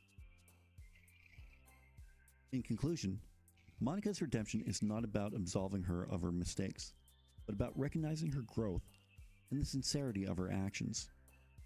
Her journey challenges us to look beyond the surface and see her as a character driven by love and desperation, ultimately seeing redemption through self-awareness and sacrifice. Monika is not a villain, but a deeply flawed and tragic figure. My nigga, how many times are you gonna repeat the same damn point? You said Monika's not a villain at least 5 different times in just this segment alone. Whose story leaves a lasting impact on players and invites deeper reflection and there's still 6 on the minutes nature left of in the love, video. existence, and free will. Philosophical questions raised by Monika. Monika's situation in Doki Doki Literature Club raises several profound philosophical questions that invite players to reflect on themes of free will, reality, love, and the nature of existence. This ought to be good. The unique position as a self-aware character within a game brings these questions to the forefront, challenging both the player and Monika herself. I'm curious. 1. Free will versus determinism. Okay. Monika's awareness of her existence as a game character brings into question the nature of free will. Can she truly make her own choices if she is aware that her actions are scripted and limited by the game's code? This The answer is yes, because she literally does make her own choices and influence the game to her own will. She literally makes it so you have to pick her at the end of Act 2 over the other characters, and if you don't, the game bricks itself until you choose her. So yes, Monika does have free will in this instance because she has the ability to control other things around her. Now, of course, ultimately, if you want to sit down and argue that she's determined to be stuck in the virtual world forever because we ultimately have more power over her, then that's another discussion for another day. But if we're talking about Monika by herself, then I would say yes. Reflects the broader philosophical debate between free will and determinism. Are our actions take a shot every time Monika's not a forces? Every time he says Monika's not a villain, take a shot. Shape our destiny. You're trying to get us killed, Rage Dog. 2. The nature of reality. Monika's realization that she is in a game raises questions about the nature of reality. If her world is a simulation, how does it compare to the player's reality? This question mirrors philosophical inquiries into the nature of existence, such as those posed by René Descartes and the brain in a vat. Well, see, it's simple. She lives in a 720p simulation. We live in a 4K resolution. So our frame rate is much better than her frame rate. Easy. Thought experiment. What if our reality is also constructual? And how would we know? 3. Ethics of control and manipulation. Monika's manipulation of the game's code to achieve her goals brings up ethical questions about control and autonomy. Is it ethical to manipulate others, even if it's for what one believes to be a higher purpose? This question can be extended into real-world scenarios involving power dynamics and the morality of ends justifying the means. I mean, if you want to think about this from a utilitarian standpoint, technically speaking, from a utilitarian standpoint, it's not wrong to manipulate. Well, actually, no, it would be wrong because in a utilitarian standpoint, the goal is for everybody to be happy or to increase the amount of happiness there is in the universe altogether. So, by Monika manipulating everybody and getting rid of them, she decreases their happiness for her own happiness. So, from a utilitarian standpoint, what she's doing is philosophically wrong. From a Machiavellian standpoint, she's morally in the right because the ends do justify the means. Because the ends do justify the means in this case. But not many people are trying to be like Machiavelli. So. 4. Love and possession. Monika's intense feelings for the player lead her to question the nature of love. She struggles with whether love is about possessing someone or setting them free. This touches on the philosophical and psychological aspects of love, questioning whether true love can exist without freedom or whether possessive love is genuine. Spoiler alert, no. True love cannot exist without freedom, and possessive love is not good. Those are very unhealthy traits, which lead to unhealthy relationship dynamics, which lead to very unhealthy and miserable people. If you're in a relationship with somebody and you feel like you don't have the freedom to be yourself or have your own autonomy, do not go through with it. Do not go through with it. It's not worth it. It is not. And what led Monika to do all of that is wrong. Everything is wrong here. Monika's a good example of what you don't want to see out of a potential partner for that very reason. And plus, I don't even think you can argue she was ever in love with us or even the MC in the first place. She was just very infatuated. She liked the idea without even realizing the things that came behind that idea. That's really what it is, which I suppose makes sense for somebody who's supposed to be a teenage girl or somebody who's like a young adult, a young woman. That kind of idea of love fits pretty well for someone within this age demographic. And that's why you see a lot of problems that you see, is because you have young people, young women, with all the insecurities that they have here, trying to battle the enormity of creation and taking on things that mentally they're just not ready for, such as realizing that their life is a lie and being given godly powers to shape the world into the way they see it because of things such as envy and jealousy and selfishness. I say Monika's redemption was realizing possessive love wasn't true love, and she at least tries to fix it.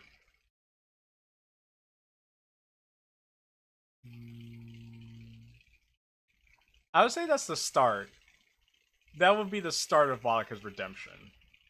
I want to say it's the end, but we could go from there. 5. Existential isolation. Monika's self-awareness isolates her from the other characters and the player. Her loneliness and desire for connection highlight existential themes of isolation and the search for meaning. This reflects existentialists, philosophers like Jean-Paul Sartre, who explored the idea of being alone in a universe without inherent meaning. 6. The value of existence. Monika's ultimate decision to erase the game and herself raises questions about the value and purpose of existence. If her world is one of suffering and horror, is it better to cease to exist? This question parallels debates in philosophy about the ethics of existence and non-existence, such as those discussed by David Benatar in Better Never to Have Been. 7.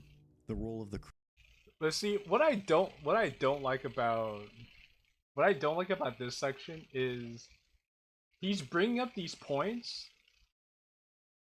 without tying it back to points he previously made. For example, this point he brought up about the value of existence and how was Monika deleting her and the rest of the world in the literature club a justifiable thing to do, or how does that affect the meaning of existence? He doesn't bring that back. He doesn't tie that back into the point he made earlier about Monika deleting herself in a literature club to be a selfless thing, quote unquote. He's just bringing this up because it's somewhat because these philosophies that the philosophers came up with are somewhat related to the points he made earlier here, and he's adding these here as some sort of brownie points or credence to his overall video. And also the attempt to say, look how well researched I am, you guys. I looked at these philosophers and showed how there's so much philosophy with the DDLC. But it would have been more fascinating if you showed how each of the characters actually embodied some of these philosophical questions, some of these philosophical elements. It's kind of a missed opportunity here for you to, it's kind of a missed opportunity here for you to actually dive more into that. It actually would have been interesting to see the points, like those points being made here, but you just kind of like started it and then you just kind of left it there and went on to another point. He made a glorified bullet point list that keeps going back to other bullet points without making a flow. Exactly. Creator. Monika's situation also prompts questions about the role of the creator and the relationship between the creator and creation. She becomes a creator within her world by altering the game's code, paralleling the player's role. This brings up the theological and philosophical questions about the responsibility and intentions of creators, both in fiction and potentially in our own reality. In summary, Monika's journey in Doki Doki Literature Club is rich with philosophical implications. Her struggle with free will, reality, ethics, love, isolation, existence, and the role of the creator offers a profound and multifaceted exploration of these timeless questions.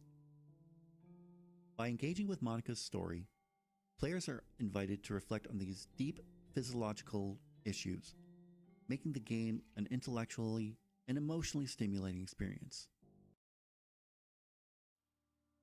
Thank you for sticking with me until the end of this deep dive into Monika's character. Oh, believe me, the pleasure was all yours, my guy. But at least we made it to the end. If you started watching this video thinking that Monika was the villain, I hope I've given you some food for thought and maybe even changed your mind. If you're like me and believe Monika isn't a villain, I hope you found my points compelling and affirming. And if you made it this far and still think my view is too biased, I respect your perspective and I understand that our interpretations differ. Doki. I don't know if I say. Well, clearly there is some degree of bias to your opinions here, but I would argue that your points are less biased and more so flawed and lacking a baseline of consistency. I would say those are your biggest weaknesses here. Also, some things are just flat out wrong. Like saying that saying Monika's hands are clean over the fact that Sayori and Yuri off themselves. I have to hard disagree on that. Her hands are not clean. She even admits to it herself. But you just kind of seem to skirt past that fact altogether. Villager Club has no villains. It has no heroes. Just deeply flawed characters reaching out for love and connection. Do you think Monika is the villain? Or do you see her in a different light after this video? Let me know in the comments section down below. I'd really love to read your thoughts on this one. While you're down there, don't forget to give this video a big thumbs up. I'd really appreciate that. In the description, you're going to see all the ways you can help support this channel. You can follow me on Facebook. Okay, we're done. Okay, so it seems like we're done here. All right, so that was why Monika is not the villain of Doki Literature Club. And you know what, Act, just for you, just because you actually did go out of your way to support me, I'll check this. Okay, it's a 2-minute and 55-second video, so I'll watch this real quick, give my thoughts on it, and then I'll call it a stream here. It's gonna be a bit of a shorter stream today, but I do have some chores I do need to go do. So I'll probably be back on Sunday night. I'll do some stuff Sunday night. So we'll just look at this for a bit before I end up calling it. So let's see. This is Heavy is Dead, but each team member is a DLC character by Act 8 Level 3. So let's see what this is about. It is good day to be not dead. Wallace being heavy is criminal. You are dead. I'm dead. The Heavy is dead. Yes, I am dead. Why is the Heavy dead? I don't know. I think it was. You are dead. Okay. What's up, you wankers? Okay, there's too much going on right now. There's too much going on for me right now. I went from a very slow-paced video to this. And why is there 2 more minutes? Who's up for it? Ah, what the bloody hell just happened? The Heavy is dead. The Heavy is dead. Correct. So, did you see the murderer? No, sorry, mate. I will find him. I will capture him. And no one will ever die again. Ah, now that's nice. Attention! The Heavy is dead. We know who killed him. We don't know. I will find clues. What's that? A weapon? That. Okay, Yuri sniffing the ground is actually kind of funny. Thing is why that Heavy is dead. The Heavy is dead? Yes. He died.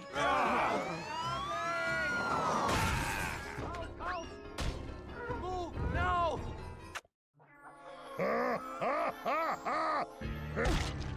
In my medical opinion, that Heavy is dead!